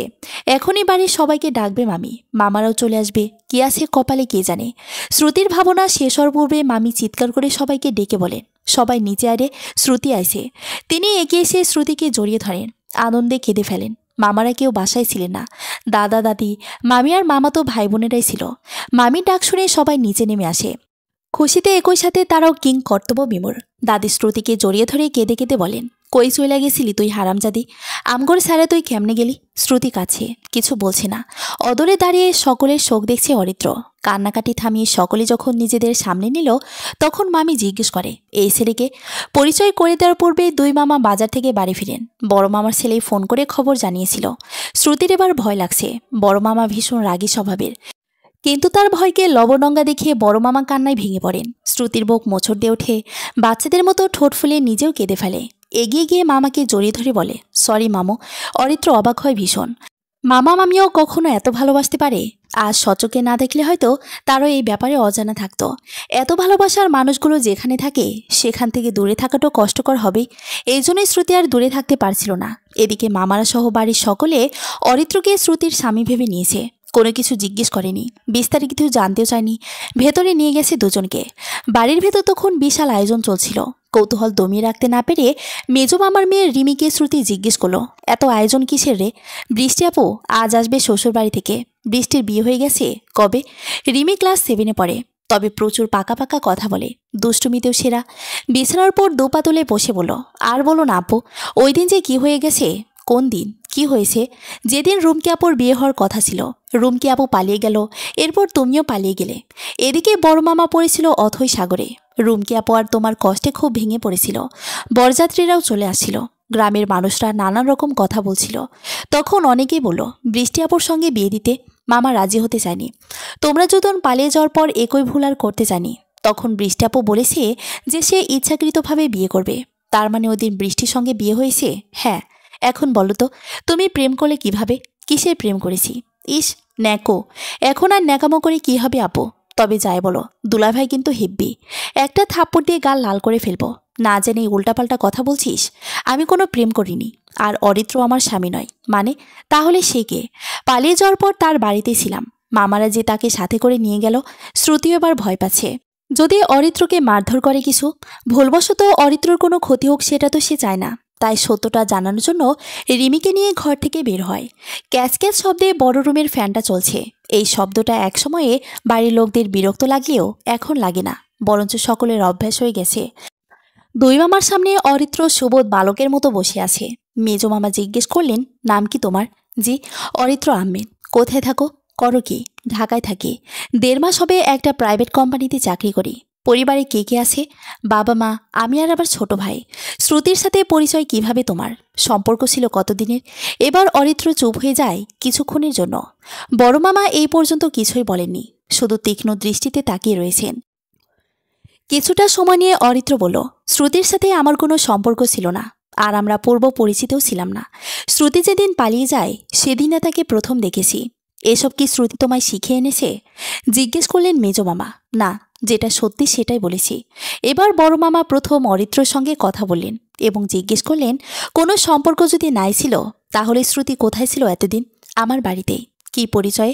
তোমার বাবা মাও মেনে নিয়েছিল। অরিত্র ইতস্ত করতে থাকে। সত্যটা জানলে তারা শ্রুতিকে ভুল বুঝতে পারে। শ্রুতি যে তার বাড়িতে তারই বইয়ের পরিচয় ছিল এটা বলা যাবে না বলেই মনে মনে সিদ্ধান্ত নিয়ে ফেলে। বলে তার শহরে পরিচিত কেউ ছিল না, এই জন্যই বাবা মা আপত্তি করেনি। অরিত্রর কথা বিশ্বাসযোগ্য বলে মনে হলো না দুই মামার। বড় মামা মেজো মামাকে বললেন, শ্রুতিকে ডেকে আনো। শ্রুতিকে খুঁজে পাওয়া যায় মামির ঘরে। কাজিন, মামিরা, দাদি সবাই ওকে জেকে বসেছে। শ্রুতিও এখন সত্যটা স্বীকার করেছে, কিন্তু কেউ বিশ্বাস করতে নারাজ। মেজো মামা তাকে বড় ঘরে নিয়ে এলেন। স্বভাবসুলভভাবেই শ্রুতি মাথা নত করে দাঁড়িয়ে রইল। মামা ডেকে পাশে বসালেন। আদরে ভঙ্গিতে মাথায় হাত বুলিয়ে বললেন, তুই অন্য কাউকে ভালোবাসিস, এটা আমায় আগে বলিসনি কেন? তাহলে তো আর তোর অন্য জায়গায় বিয়ে দিতে চাইতাম না। চলে গিয়েছিলি কি আমাদের শাস্তি দিতে? আর যখন ফিরে এলি তখনও সত্যিটা লুকাচ্ছিস। তুই কি ভেবেছিস সত্যিটা জানলে আমরা মেনে নেব না? শ্রুতি বিশ্বাস করানোর জন্য অস্থির হয়ে বলল, মামু, বুঝতে ভুল হচ্ছে তোমাদের। সত্যি আমরা বিয়ে করিনি, আমাদের মধ্যে কোনো সম্পর্ক নেই। এবার বাড়ির শুধু লোকের বিশ্বাস না করে আর উপায় ছিল না। বাড়ির প্রত্যেকে অরিত্রকে কৃতজ্ঞতা জানায়, আপ্যায়ন করে জাঁকজমকভাবে। দুপুরের খাবার খেয়েই অরিত্র যাওয়ার জন্য বের হয়ে পড়ে। বাড়ির সকলে বলেছিল আজকের দিনটা থেকে যেতে, কিন্তু অরিত্র রাজি হয়নি। কাল সকালে অফিসে থাকতে হবে, নতুন চাকরি, স্যুটের সিচুয়েশন এখন নেই বললেই চলে। অরিত্রর কাজের প্রতি আগ্রহ এবং দক্ষতার জন্য অল্প সময়ের বসেই প্রিয় হয়ে উঠেছিল। এই জন্য আজ ছুটি পেয়েছে। কিন্তু অ্যাবসেন্ট করলে যখন চাকরি নিয়ে নির্ঘাত টানাটানি পড়বে। সব জানার পর আর কেউ জোর করল না। দুই মামার সঙ্গে শ্রুতি আর রিমু স্ট্যান্ডে আসে অরিত্রকে এগিয়ে দেওয়ার জন্য এবং বৃষ্টিকে এগিয়ে আনার জন্য। টিকিট কেটে বাসে ওঠার পূর্বে অরিত্র শ্রুতির দিকে তাকায়। মেয়েটা আজ ভীষণ খুশি। প্রিয় মানুষদের ফিরে পাওয়ার আনন্দ তার চোখে মুখে স্পষ্ট। এই জন্য অরিত্র নিজেও আনন্দ লাগছে। তবুও মনে হচ্ছে কি যেন ছেড়ে যাচ্ছে, মায়ের টান হবে হয়তো। বাসে উঠে হাত নাড়িয়ে বিদায় জানায় সে শ্রুতিকে। প্রত্যুত্তরে শ্রুতিও হাত নাড়ায়। আস্তে আস্তে বাসটি দৃষ্টিসীমানার বাইরে চলে যায়। অরিত্র চলে যাওয়ার মিনিট 5 পরে বৃষ্টি আসে। গাড়িটা কেমন চেনা চেনা লাগলো শ্রুতির। পরক্ষণেই নিজেই ভাবল, এক রঙের গাড়ি কি আর অভাব আছে নাকি? সবার আগে নামলো বৃষ্টির স্বামী তিতাস, তারপর নামল বৃষ্টি। ইতিমধ্যে বৃষ্টির ফোনে খবর পেয়েছি যে শ্রুতি ফিরে এসেছে। সে দৌড়ে এসে শ্রুতিকে শক্ত করে জড়িয়ে ধরে জিজ্ঞেস করে, কেমন আছিস? বৃষ্টি আর শ্রুতির সম্পর্কে খালাতো বোন। বৃষ্টি ওর 1 বছরের ছোট হলেও দুজন দুজনকে তুই আর নাম ধরে ডেকে সম্বোধন করে। শ্রুতিও আনন্দিত হয়ে বলল, ভালো আছি রে, তুই কেমন আছিস? অনেক ভালো আছি, তোকে পেয়ে এখন আরও ভালো আছি। শ্রুতি হাসল। পেছনে তাকিয়ে তিতাসের উদ্দেশ্যে জিজ্ঞেস করলো, ভালো আছেন দুলা ভাই? তিতাস হাস্য রসাত্মকভাবে বলল, হ্যাঁ ভালো আছি আমার না হব। শ্রুতির সঙ্গে এবার রিমি আর বৃষ্টি শব্দ করে হেসে ফেলল। শ্রুতির হাসি মিলিয়ে যায় গাড়ি থেকে নামতে দেখা আরও একজন তরুণকে দেখে। শ্রুতি যদি ভুল না হয় তাহলে এটা সেই ছেলে যার সাথে পালনের দিন দেখা হয়েছিল, এবং এটাই তাহলে সেই গাড়ি। ড্রাইভার গাড়ি থেকে নামার পর শ্রুতি পুরোপুরি শিওর হয়ে যায়। সে বৃষ্টিকে কনুই দিয়ে গোতা দিয়ে বলল, এটাকে?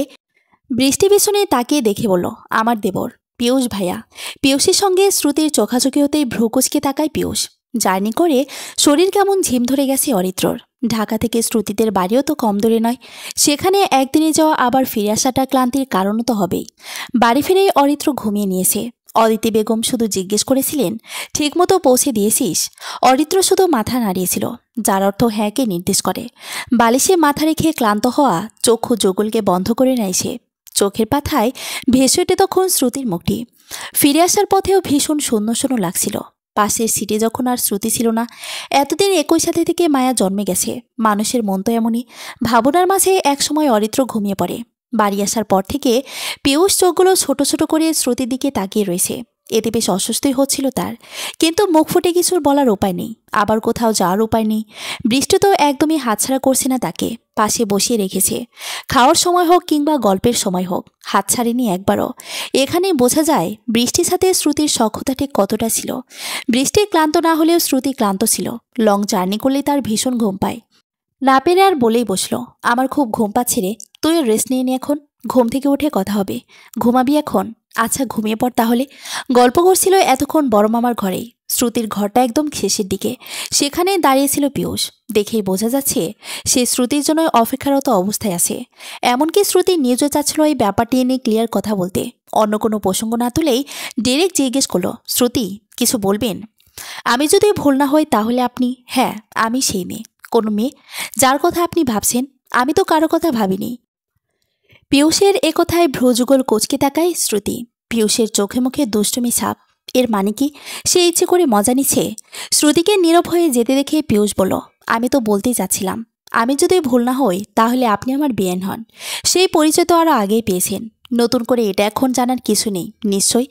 আপনি খেপে যাচ্ছেন বেয়ান, আপনি মস্করা করছেন। আপনার সাথে আমার সম্পর্কটা তো মস্করারই। আদারওয়াইজ আমরা বেয়াই বেন। আচ্ছা আমি এখন যাই, ঘুমাবো। শ্রুতি সাইড দিয়ে চলে যাওয়ার সময়ে পিয়ুষ পেছন থেকে বলল, সেদিন কামড়টা একটু বেশ জোরেই দিয়েছিলেন। শ্রুতি এক মুহূর্তের জন্য পিয়ুষের দিকে তাকালো। সে মুচকি মুচকি হাসছে। না, শ্রুতি এখানে কোনো প্রত্যুত্তর করেনি। আর এখন তার কথা বলতে ভালো লাগছে না, ইচ্ছে করছে না। ঘুমাতে যাওয়ার পর সঙ্গে সঙ্গে সে ঘুমিয়ে পড়ে। যখন ঘুম ভেঙেছে তখন সন্ধ্যা। আলস্য ভঙ্গিতে বিছানায় ওপর হয়ে শুয়েছিল। বুকের ভেতরটায় কেমন যেন হাহাকার করছে। ঘরে তখন বড় মামি আসেন। ব্যস্ততার সাথে বলেন, তোর ঘুম হয়নি? এখনও শুয়ে আছিস? ওর তাড়াতাড়ি ফ্রেশ হয়ে নাস্তা করতে আয়। শ্রুতি ঘুম জ্বালানো কণ্ঠে বলল, যাও আসছি। বড় মামি চলে গেলেন। এখন আরও বেশি খারাপ লাগছে শ্রুতির। অদিতি বেগমের কথা মনে পড়ছে খুব করে। সন্ধ্যা হলেই সকল কাজকর্ম সেরে দুজনে গল্পের ঝুড়ি নিয়ে বসতেন। চা খেতে খেতে কখনো কখনো শ্বশুরবাড়ির কথা, বিয়ের আগের কথা, বিয়ের পরের কথা, অরিত্রের ছোটবেলার কথা কিংবা রাজারানীর গল্প শোনাতেন শ্রুতিকে। কখনো কখনো দুজনে মিলে টিভিতে দেখত সিরিয়াল কিংবা কার্টুন। আজ সেই মানুষটা নেই। তার থেকে অনেক দূরে রয়েছে শ্রুতি। সুলাইমান রহমান, যার থেকে সে বাবার ভালোবাসা পেয়েছে। সে সবসময় হাসির কথা বলতো, হাসাতো সবাইকে। আজ তার কথা শুনে ও বাড়ির বাকি সবাই হাসতে পারলেও শ্রুতি পারবে না। অনেক এখন কি করছে? এই পিচিটা তো সবসময় শ্রুতির গা ঘেঁষে বসে থাকতো। স্কুলে দিয়ে আসার সময় বায়না করতো। বন্ধুরা পরে যখন জিজ্ঞেস করতো, তোর সাথে ওই সুন্দরী আপুটা কে এসেছিল রে, অনেক গর্বের সাথে বলতো, আমার ভাবি হয়। বাড়িতে ফিরে আসার পরে এসব কথা আবার শ্রুতিকে বলতো। নিজের খাওয়ার টাকা দিয়ে শ্রুতির জন্য চকলেট কিনতো। এখন থেকে অনেক কার জন্য চকলেট কিনবে। পড়ে রইল বাকি অরিত্র। সে আসলে কেমন জানা নেই বিশেষ কিছু, তবে ভালো সে। স্মৃতিচারণ করতে গিয়ে আরও বেশি খারাপ লাগছিল শ্রুতির। দম বন্ধ করা অনুভূতি হচ্ছিল, বলা চলে তার কান্নাও পাচ্ছে। আর শুয়ে না থেকে উঠে গিয়ে ফ্রেশ হয়ে নেয়, চোখে মুখে ভালো মতো পানির ঝাপটা দেয়। বের হয়ে দেখে ঘরে আগে থেকে বৃষ্টি আর রিমি বসে আছে। বৃষ্টি অভিযোগের সুরে বলে, তুই কত ঘুমাতে পারিস রে, কয়বার এসেছিলাম আমি জানিস? জার্নি করলে এমনই হয়, ঘুম পায় আমার। আচ্ছা এখানে বস, এখন তোর গল্প বল। শ্রুতির হাত ধরে বিছানায় বসিয়ে বলল বৃষ্টি। শ্রুতি তোয়ালে দিয়ে মুখ মুছতে মুছতে বলল, গল্প আবার কি? কিছুই না। কিছু না বলেই হলো? কিভাবে পালিয়ে গেলি, কার কাছে ছিলি? শ্রুতি সংক্ষেপে সব বলল। শুধু পিয়ুষের সঙ্গে দেখা হয়েছিল এই কথাটাই লুকিয়ে গেছে। দরজায় তখন তিতাস নক করে বলল, আসবো? শ্রুতি বলল, আসুন দুলাভাই। তিতাসের পিছু পিছু পিয়ুষও আসলো। পিয়ুষ পিঞ্চু মেরে বলে, একা একাই গল্প করছেন দেখি, আমাদের সাথে একটু গল্প করুন। আরে ভাই রাগ তোর গল্প, আমি তো আসছি আমার শালিকাকে ধন্যবাদ দিতে। তোদের দুজনকে বসার জায়গা করে সরে বসেছে শ্রুতি, বৃষ্টি আর রিমি। এখানে রিমি জিজ্ঞেস করলো, কাকে দুলাভাই? শ্রুতিকে। আমায়? কিন্তু কেন? জিজ্ঞেস করলো শ্রুতি। তুমি সেদিন পালিয়ে গেলে বললি তো বৃষ্টির সাথে আমার বিয়েটা হলো, ভাগ্যিস পালিয়ে গিয়েছিলে, না হলে তো বৃষ্টির মতো মিষ্টি বউ পেতাম না। কথা বলা সে নিজেই হাসি শুরু করে, সঙ্গে হাসে পিয়ুষ, শ্রুতি আর রিমিও। শুধু বৃষ্টি লজ্জা পাচ্ছিল। পিয়ুষও হাসতে হাসতে বলল, আর আমি পেয়ে গেলাম সুন্দরী বেয়ানকে। হাসি থেমে যায় শ্রুতির। কোনো এক অজানা কারণে পিয়ুষের মস্করা তার পছন্দ হয় না, যদিও লোকটা খারাপ নয় এবং খারাপ কিছু বলেনি। তবে পাঁচজনের গল্প একসময় জমে ওঠে, আর একটা সময়ে শ্রুতিও আনন্দে মেতে ওঠে, ভুলে যায় কিছু সময়ের আগেকার হাহাকার করা অনুভূতিগুলো। অনেকদিন বাদে আজ অরিত্র রাতে হাঁটতে বের হয়েছে। এতদিন বাইরে তেমন আসা হয়নি।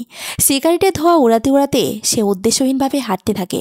তার অবচেতন মন তাকে নিয়ে আছে সেখানে, যেখানে শ্রুতির সঙ্গে প্রথম দেখা হয়েছিল। এই মুহূর্তে সে সেই টঙের দোকানের সামনে দাঁড়িয়ে আছে, যেখানে সেদিন শ্রুতিও দাঁড়িয়েছিল, কিন্তু সে লক্ষ্য করেনি।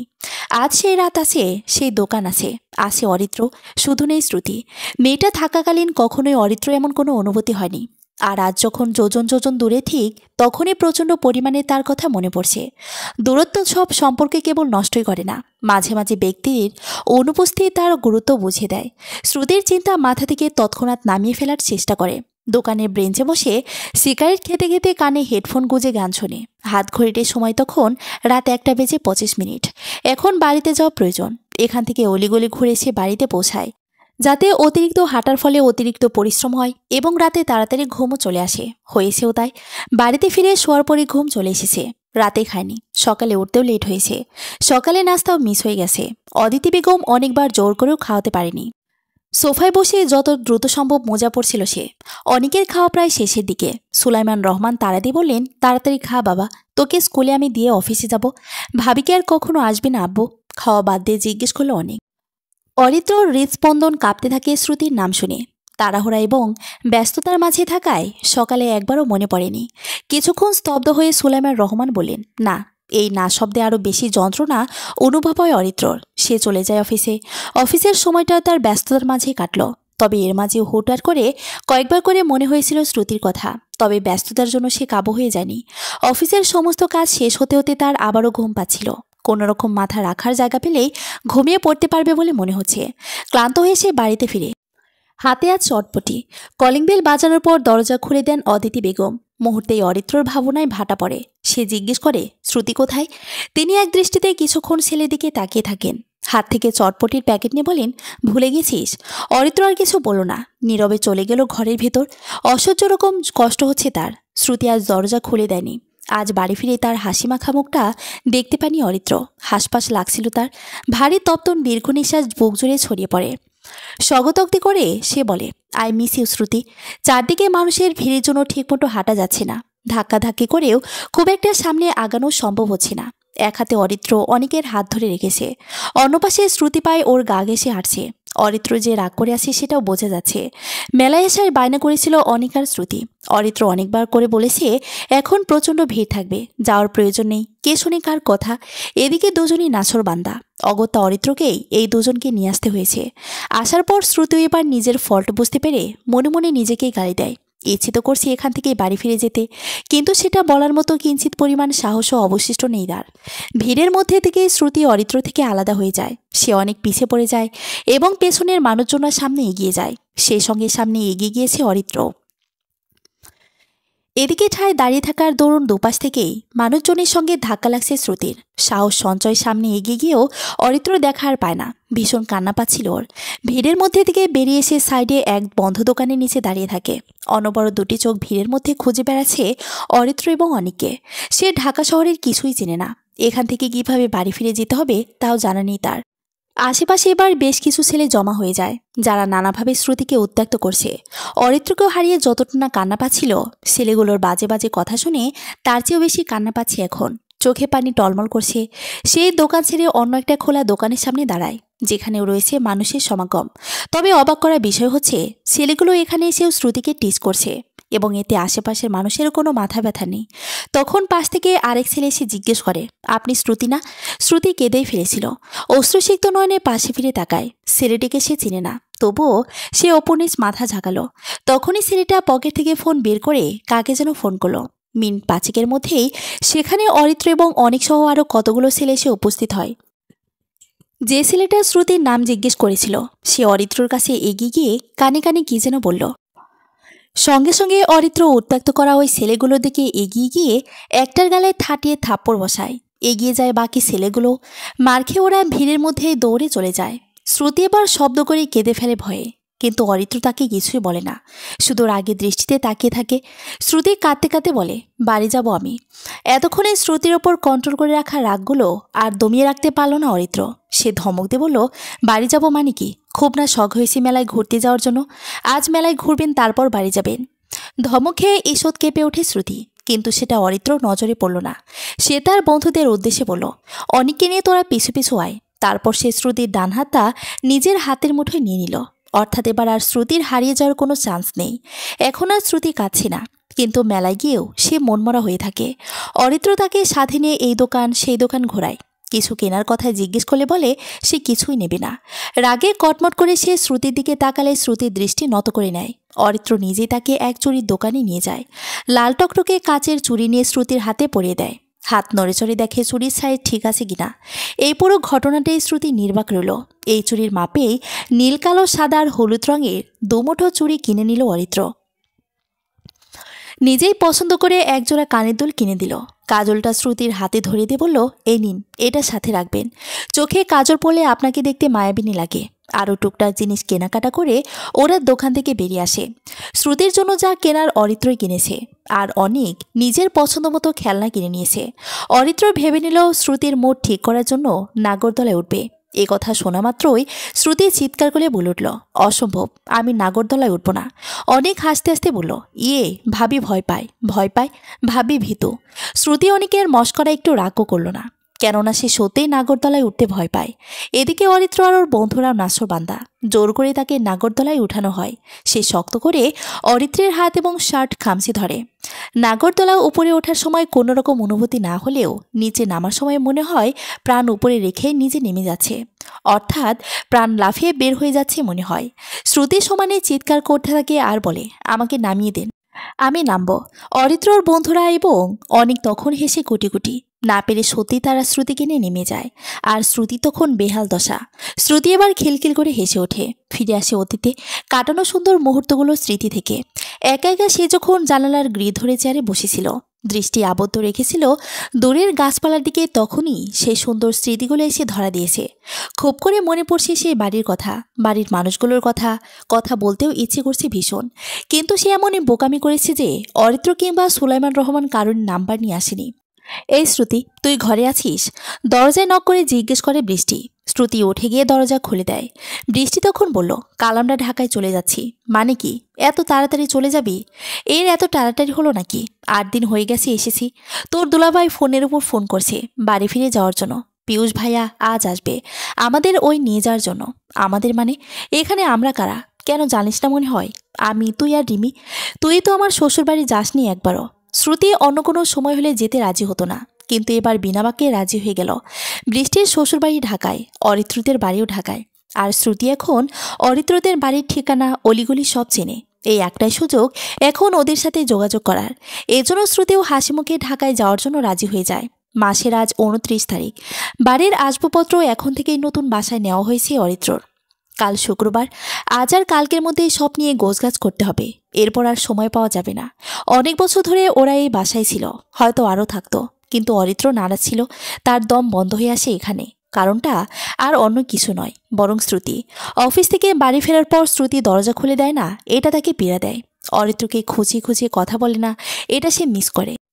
বৃহস্পতিবারে এখন আর সে বাচ্চাদের মতো বায়না ধরে বলে না, কাল কিন্তু আমায় আর অনেককে ঘুরতে নিয়ে যেতে হবে।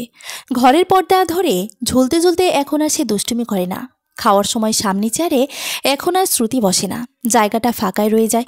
এসব কিছুর মাঝে অরিত্র আর থাকতে পারছিল না, শ্রুতিকে ভুলতেও পারছিল না। আর এসব কিছু থেকে বাঁচার জন্য সে ইমার্জেন্সি বাড়ি পাল্টানোর সিদ্ধান্ত নিয়েছিল এবং নতুন বাড়ি খুঁজেও নিয়েছে। হ্যাঁ, এখন শুধু বিষয়টা মিস করা পর্যন্তই সীমাবদ্ধ ছিল না, বরঞ্চ সে শ্রুতিকে ভালোবেসে ফেলেছিল। ভালোবাসাটা হয়তো প্রথম থেকেই ছিল, হতে পারে সে নিজেও বুঝতে পারেনি। এখন শ্রুতির অনুপস্থিতি সেটা অরিত্রকে বুঝিয়ে দিচ্ছে। তবে একথাও সত্য, এই ভালোবাসা কখনোই সম্ভবপর নয়, কেননা সে যখনই শ্রুতির ওই দুচোখে তার ভালোবাসা কিংবা কোনো অনুভূতি দেখেনি। সব জিনিসপত্র নিতে নিতে ওদের রাত হয়ে যায়। বাড়ি থেকে চলে যাওয়ার আগে অরিত্রর কষ্ট অনুভূত হয়। এক মনে সে ভাবে, বাড়িটা ছাড়া কি ঠিক হলো? এতদিন তো শ্রুতির স্মৃতি ছিল, কিন্তু এখন তো আর সেটাও থাকবে না। দীর্ঘশ্বাস নিল সে। সকল পিছুটান কাটিয়ে বাবা মা আর ভাইকে নিয়ে চলে যায় অন্যত্র, নতুন বাড়িতে। আজকে সকাল অন্যরকম সুন্দর। আজ বাড়ির সদস্যদের কোলাহল ভালো লাগছে, পাখির কিচিরমিচির শব্দ শুনতে ভালো লাগছে, হাঁস মুরগির শব্দ শুনতে ভালো লাগছে। মোট কথা, আনন্দে আর শ্রুতির কাছে সবকিছুই মোহনীয়, আকর্ষণ এবং সুন্দর লাগছে। আয়নার সামনে দাঁড়িয়ে সে নিজেকে ভালো করে দেখে নেয়। তার অতিরিক্ত খুশির ছাপ সে নিজেও তার চোখে মুখে দেখতে পাচ্ছে। ড্রেসিং টেবিলের ড্রয়ার থেকে অরিত্র দেওয়া কাচের চুড়িগুলো বের করে সে। যে চুড়িগুলো অরিত্র পরিয়ে দিয়েছিল, সে চুড়িগুলোই দুহাতে পরে নেয়। একটা চুড়ি আরেকটা চুড়ির সঙ্গে লেগে রিনিক ঝিনিক শব্দ তুলছে, যা শুনতে আরও বেশি শ্রুতিমধুর লাগছে। অরিত্র দেওয়া কাজলটিও সে হাতে তুলে নেয়, দু চোখে গাঢ় করে কাজল পরে নেয়। আয়নায় তাকায় ভ্রু কুঁচকে। পরবর্তীতে সে হেসে ফেলে, গালে হাত রেখে আয়নায় থাকা নিজের প্রতিবিম্বকে জিজ্ঞেস করে, আমায় কি সত্যি মায়াবিনী লাগছে? একদম, কোনো সন্দেহ নেই এতে। শ্রুতি আয়নাতে দরজার দিকে তাকালো। কথাটি বলেছে পিয়ুষ। না, আজ পিয়ুষকে তার বিরক্ত লাগছে না, তাকেও ভালো লাগছে। শ্রুতি পেছনে ঘুরে একগাল হেসে বলল, ভেতরে আসুন। কি ব্যাপার, আজ এত খুশি কেন বলুন তো? ভেতরে প্রবেশ করে জিজ্ঞেস করলো পিয়ুষ। প্রত্যুত্তরে এবারও শ্রুতি হেসে বলল, খুশি হতে বারণ নাকি? একদম না, হাসি খুশি থাকলেই আপনাকে অনেক সুন্দর লাগে। চোখে কাজল দেওয়ায় আরও বেশি সুন্দর দেখাচ্ছে। তাই এত খুশির কারণটা কি? হবু শ্বশুরবাড়ি যাচ্ছেন বলে? শ্রুতি প্রথমে ভ্রুকুচকে তাকায়, পরক্ষণে আবার হেসে ফেলে। কারণ সে জানে পিয়ুষের সাথে তার সম্পর্ক দুষ্টুমি করার। সে তো পিয়ুষ দুষ্টুমি করে এই কথা বলেছে বলে ভেবে নেয়, অথচ তার জানাই নেই পিয়ুষের এই কথাই সত্যি হতে চলেছে। ওদিকে ওদের আগ্রহে অপেক্ষা করছে পিয়ুষের বাবা মা এবং বোন শ্রুতিকে সামনে থেকে দেখার জন্য। সকালের নাস্তাও শ্রুতি খুশির কারণে খেতে পারল না। আনন্দে তার পেট ভরে আসে, তবুও মামা মামির বকুনির জন্য অল্প কিছু খেয়ে নেয়। এরপর ব্যাগপত্র নিয়ে গাড়িতে উঠে বসে। সামনে ড্রাইভার আর পিয়ুষ বসেছে, পেছনে বসেছে বৃষ্টি, রিমি আর শ্রুতি। সে সিটের সাথে চোখ বন্ধ করে হেলান দিয়ে বসে মনে মনে হাসে। দেখা হবে আজ সেই কাঙ্ক্ষিত মানুষগুলোর সাথে, অথচ যার অথবা যাদের সঙ্গে শ্রুতির এই আনন্দের ধারা, সেই ধারায় যে সেখানে নেই সেটাই মেয়ের জানাও নেই। আনন্দের উচ্ছ্বাস যার মনের কোণে কিরণ ধরাচ্ছে। কিছুক্ষণই পরে যে অন্ধকারের ঘন ঘটা তার সর্বমনে বিষাদের বীজ বুনতে যাচ্ছে, তা সে আন্দাজও করতে পারছে না। পুরোটা পথ শ্রুতির আনন্দে কেটেছে। এতদিন বাদে আবার সবার সাথে দেখা হবে, সে খুশিতেই সে আত্মহারা। বৃষ্টির শ্বশুরবাড়ি আসার পর হরেক রকম আয়োজন দেখা যায়। ওর শ্বশুর শাশুড়ি ভীষণ মিশুক, তবুও শ্রুতির অস্বস্তি অনুভূতি হচ্ছিল। কেননা রুমকির মতো সেও তো বিয়ের আসর থেকে পালিয়েছিল।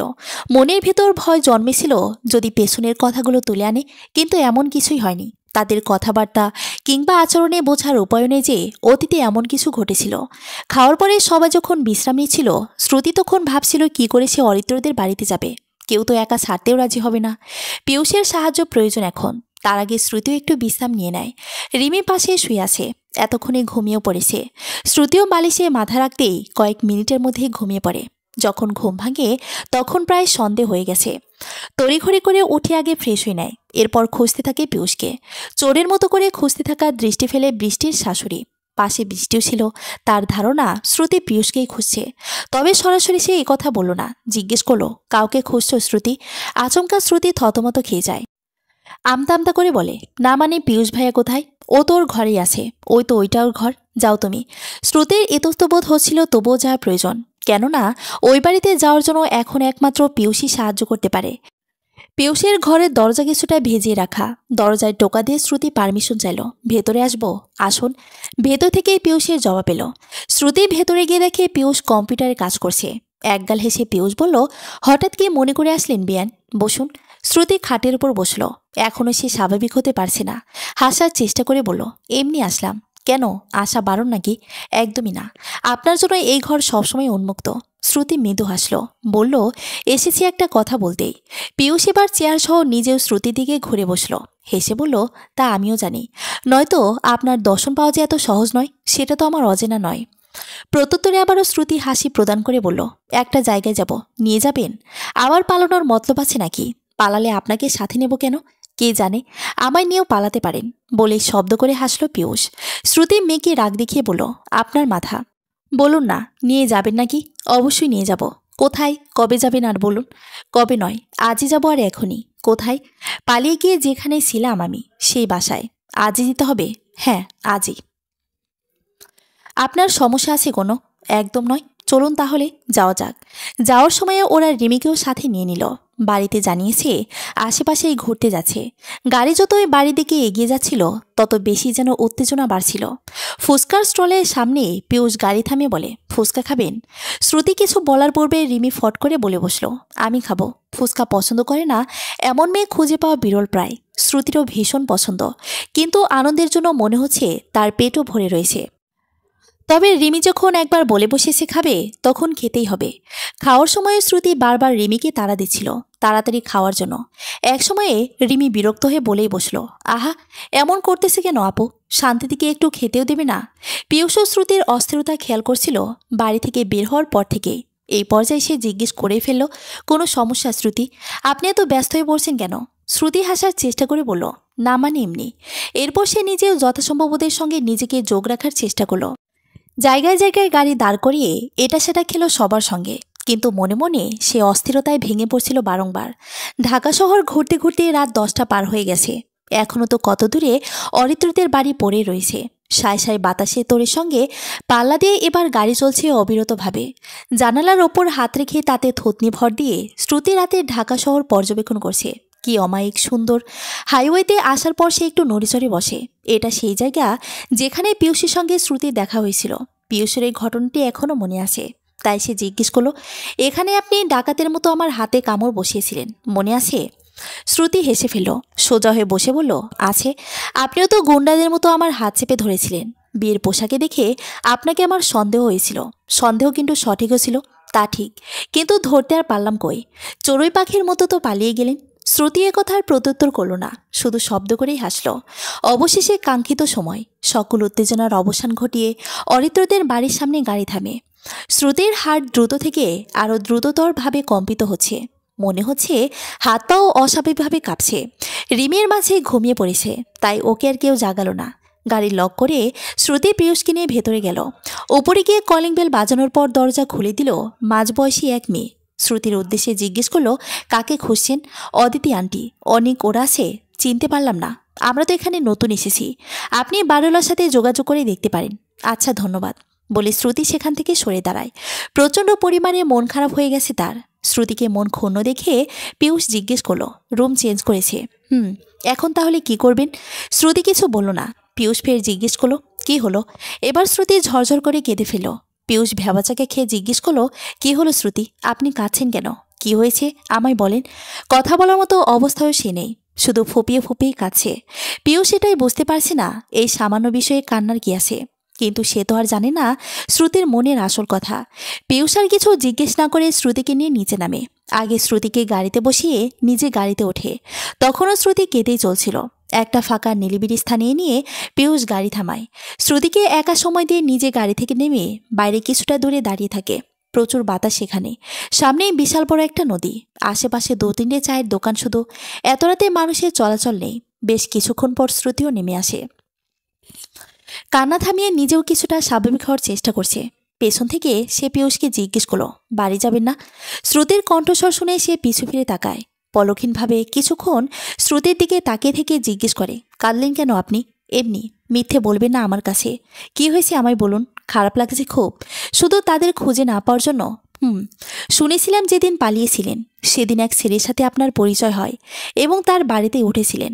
আমি বলতে চাচ্ছি, আপনি কি ওই ছেলেকে ভালোবাসেন? টলমল করা অশ্রুসিক্ত নয়নে শ্রুতি পীয়ূষের মুখ পানি তাকায়।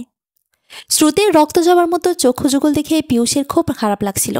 অন্যদিকে সে শ্রুতির নীরবতার মানেও বুঝে নেয়। শ্রুতির মাথায় তৎক্ষণাৎ একটা বুদ্ধি আসে। সেই টং দোকানের কথাটা মনে পড়ে যায়। সে উৎফুল্ল হয়ে বলে, আমি যেভাবে যেভাবে বলবো আপনি সেভাবেই যাবেন এক জায়গায়। কোথায়? চায়ের দোকানে। কি এত রাতে চায়ের দোকানে? সেখানে অরিত্রর সঙ্গে আমার প্রথম দেখা হয়েছিল। এরপর আমরা সেখানে বেশ কয়েকবার গিয়েছিলাম। আজ যদি সেখানে সে আসে, চলুন না যাই। শ্রুতির চোখে মুখে আবারও আনন্দ ফিরে এসেছে।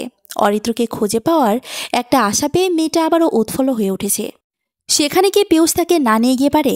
হ্যাঁ, একথা সত্য যে পীয়ূষও শ্রুতিকে পছন্দ করে, হয়তো ভালোবাসতেও শুরু করেছিল। তবে সেটা সম্পূর্ণ ভালোবাসা বলে ভুল হবে।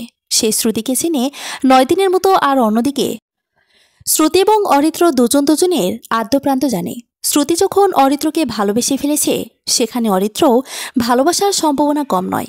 এখানে বলা চলে শ্রুতি পীয়ূষের পছন্দের মানুষ, সেহেতু পছন্দের মানুষটির ভালোবাসা খুঁজতে সাহায্য করা অতি আবশ্যক।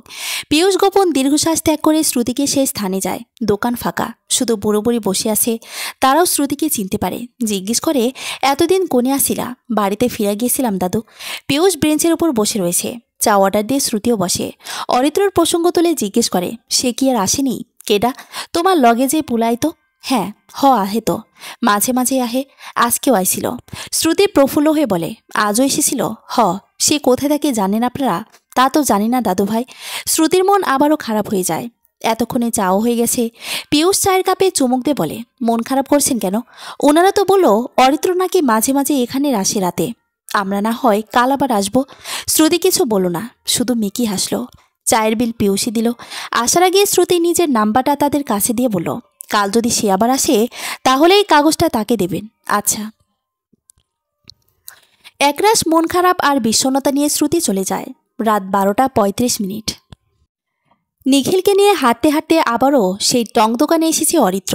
এখান থেকে ফিরে গিয়ে বাড়িতে ঘুমানোর চেষ্টা করছিল, কিন্তু ঘুম আসেনি। তাই নিখিলকে ফোন করে সাথে নিয়ে এসেছে। কিছুটা গল্প করা হবে আর সময় কাটবে এই আশায়। ওই বাড়ি ছাড়ার পর থেকে অরিত্র আরও বেশি আফসোস করেছে। শ্রুতির স্মৃতির চিহ্নটুকু নিজের ইচ্ছায় হারিয়ে পাগলপাড়া হয়ে গেছে। এখন এই একমাত্র স্থানই রয়েছে যেখানে আসলে মনে হয় এই তো শ্রুতির সাথে রয়েছে। দোকানে এসে ব্রেঞ্চের উপর বসে অরিত্র বলল, দাদা 2টা চা দেন। আগে একটা সিগারেট দিন। সিগারেট নিয়ে আগুন জ্বালিয়ে ধোয়া উড়াতে শুরু করেছে অরিত্র। তখন বুড়ি বলল, ওই মায়াটা আইছিল। অরিত্র চমকে গিয়ে জিজ্ঞেস করলো, কোন মেয়ে? তোমার লগে যে আইতো? শ্রুতি। নাম তো মনে থাকে না ভাই। এই কাগজটা দিয়ে গেছে। নাম্বার লেখা কাগজটি অরিত্রর দিকে বাড়িয়ে দিলেন তিনি। অরিত্র অতি দ্রুততার সাথে কাগজটি হাতে তুলে নিল। সেখানে একটা নাম্বার আর শ্রুতির নাম লেখা। মুহূর্তে অরিত্রর মনে হলো মরুভূমিতে সে পানির দেখা পেয়েছে। সময় বিলম্ব না করে নাম্বারটিতে সে কল দিল। রিং হচ্ছে। ফোন কেটে যাওয়ার শেষ মুহূর্তে ফোন রিসিভ করে শ্রুতি। ঘুম জড়ানো কণ্ঠে বলে, হ্যালো। অরিন্দর হৃস্পন্দন বেড়ে যাচ্ছে। অস্বাভাবিক ভালো লাগা কাজ করছে মনের ভেতর। আজ কতগুলো দিন পর সে কাঙ্ক্ষিত মানুষটির সুপরিচিত ভয়েসটি শুনতে পাচ্ছে। এর চেয়ে খুশির, এর চেয়ে আনন্দের মুহূর্ত আর কি হতে পারে? এপাশ থেকে কোনো রেসপন্স না পেয়ে শ্রুতি বিরক্তমাখা কণ্ঠে জিজ্ঞেস করলো, কে বলছেন? কথা বলেন না কেন? শ্রুতি, আমি অরিত্র। অরিত্রর কণ্ঠস্বর আর তার মুখে নিজের নাম শুনেই সকল ঘুম উবে যায় শ্রুতির। লাফিয়ে শোয়া থেকে উঠে বসে। সে ভাবতে পারেনি আজই অরিত্র কল করবে, কথা হবে। অবিশ্বাস্য ভঙ্গিতে সে বলল, আপনি সত্যি ফোন করেছেন? আমার বিশ্বাসই হচ্ছে না। বিশ্বাস তো আমারও হচ্ছে না অনেক কিছু। আপনি এখানে কিভাবে? সে অনেক কাহিনী। কোথায় আছে এখন? ঢাকাতে। ঠিকানা দিন, আমি এখনই আসব। এবারে শ্রুতি অভিমানী স্বরে বলল, কেন আসবেন? আসার দরকার নেই। খুঁজে যেন না পাই এই জন্যই তো বাড়ি পাল্টিয়েছেন, তাই না? এখন তাহলে কেন আসবেন? আপনি বাড়িতেও গিয়েছিলেন? জি হ্যাঁ। প্লিজ ঠিকানাটা দিন। অরিত্রকে দেখার জন্য শ্রুতি নিজেও অস্থির হয়ে রয়েছে। তাই সব অভিমান ঝেড়ে ফেলে বাড়ির ঠিকানা দিয়ে দেয়। এরপর থেকে বারান্দায় অস্থিরভাবে পায়চারি করতে থাকে। কিছুক্ষণ বারান্দায় পায়চারি করে, কিছুক্ষণ রুমে, আবার কিছুক্ষণ ড্রয়িং রুমে। ড্রয়িং রুমে হাঁটাহাঁটি করার সময় বৃষ্টি চলে আসে। রান্নাঘরে যাচ্ছিল পানি আনতে। ঘুম ঘুম দৃষ্টিতে শ্রুতিকে এখানে দেখে জিজ্ঞেস করে, কি রে, এভাবে হাঁটছিস কেন এখানে? শ্রুতি অপ্রস্তুত হয়ে পড়ে। উপায়ন্তর না পেয়ে বৃষ্টিকে সব খুলে বলে। এমনকি এটাও বলে যে সে অরিত্রকে ভালোবেসে ফেলেছে। সব শুনে বৃষ্টি হাসে, মুচকি এসে বলে, অবশেষে তাহলে তোর স্বপ্ন সত্যি হতে চলল। ভালোবেসে বিয়ে করার খুব শখ ছিল না? ধুর, সে আমায় ভালোবাসে নাকি তা তো জানি না। বাসে বাসে, আলবাত বাসে। যদি ভালো নাই বাসতো তাহলে এত রাতে উদ্ভ্রান্তের মতো ছুটে আসতো নাকি দেখার জন্য? সত্যি বলছিস তুই? যদি এমনটা না হয় তাহলে পার্বতী হয়ে অন্য কাউকে বিয়ে করবি। তোর মাথা। শ্রুতির ফোন বেজে ওঠে তখন। অরিত্র ফোন করেছে। বাড়ির নিচে এসে দাঁড়িয়ে আছে। বৃষ্টি শ্রুতিকে বাড়ি থেকে বের হতে সাহায্য করে এবং বলে, যখন আসবি আমায় মেসেজ দিস, দরজা খুলে দেব। জেগে আছি আমি। খুশিতে বৃষ্টির গালে চুমু খেয়ে শ্রুতি বলল, আমার মিষ্টি বোন। মেইন গেট থেকে বের হওয়ার পরই অরিত্রকে দেখতে পেল। সোডিয়াম লাইটের আলোতে অরিত্রর মুখ স্পষ্ট দেখা যাচ্ছে। কালো রঙের একটা শার্ট পরে আছে, চুলগুলো আজও উস্কো কুস্কো। শ্রুতির ইচ্ছে করছে দৌড়ে গিয়ে জড়িয়ে ধরতে, কিন্তু নিজের এই ইচ্ছেকে সে সংবরণ করে নিল। কাছে গিয়ে অতি শীতল কণ্ঠে জিজ্ঞেস করলো, কেমন আছেন? ভালো আছি। তুমি কেমন আছো? তুমি? এই প্রথম অরিত্র শ্রুতিকে তুমি করে সম্বোধন করলো। শ্রুতির অনেক বেশি আনন্দ লাগছিল। সে বলল, আলহামদুলিল্লাহ ভালো আছি। সামনে হাঁটি। শ্রুতি মাথা নাড়িয়ে সায় দিল। পাশাপাশি দুজনেই হাঁটছে, দুজনেই নীরব। অরিত্র নিজে বলল, একটা কথা বলবো? হ্যাঁ। রাগ করবে না তো? না। কিভাবে বলবো বুঝতে পারছি না। অরিত্র দাঁড়িয়ে পড়ে, তাই শ্রুতিও দাঁড়িয়ে যায়। লজ্জায় তাকাতেও পারছে না, অথচ আগে কখনো অরিত্রের সামনে লজ্জা লাগেনি তার। শ্রুতি, তুমি যখন আশেপাশে ছিলে, কাছে ছিলে, আমি ক্ষুণ্ণাক্ষরে টের পাইনি যে আমি তোমায় ভালোবাসি। যেদিন তোমায় গ্রামে রেখে আসলাম সেদিন ফিরে আসার পথেই বুকে মোচড় দিয়ে ওঠে। বারবার মনে হচ্ছিল পাশের সিটে তুমি আসো। তোমার অনুপস্থিতি আমায় জানিয়ে দিয়েছিল আমি তোমায় কতটা ভালোবাসি। আমার জানা নেই তুমি আমায় ভালোবাসো নাকি, কখনো হয়তো বলতামও না। তবে আজ তোমায় সামনে পেয়ে অনুভূতিগুলো প্রকাশ না করেও থাকতে পারলাম না। আমাদের আর্থিক অবস্থা তোমাদের তুলনায় ভালো নয়। তোমার পরিবার হয়তো মানবে না, তুমি নিজেও হয়তো চাইবে না এমন পরিবারে আসতে। তবুও সব কিছু জানা সত্ত্বেও আমি আমার মনের কথাগুলো আজ তোমায় জানিয়ে দিলাম। একদম এই কথাগুলো বলল অরিত্র। শ্রুতি মনোযোগ দিয়ে প্রতিটা কথাই শুনছিল। এবার সে বলল, আমার নিজের পরিবার বলতে মামা মামি আছে, বাবা মা কেউ নেই। বাবার সম্পত্তিও আমার নামে নেই, কারণ সে তার দ্বিতীয় স্ত্রী এবং সন্তানদের নিয়ে আলাদা থাকে। এই সত্যিটা আপনার অজানা ছিল। সেহেতু আমার নিজের বলতে কোনো সম্পত্তি নেই, যা আছে সব মামা মামির। বাবা মায়ের থেকে যতটা না ভালোবাসা পেয়েছি তার চেয়ে অধিক বেশি ভালোবাসা পেয়েছি তাদের থেকে। আপনার পরিবারের মতো খুব কম সংখ্যক পরিবারই দেখেছি। আপনার মাকে পেয়ে মনে হয়েছিল এনি আদর্শ মা। আপনার বাবাকে পেয়ে আমি পেয়েছিলাম বাবার স্নেহ।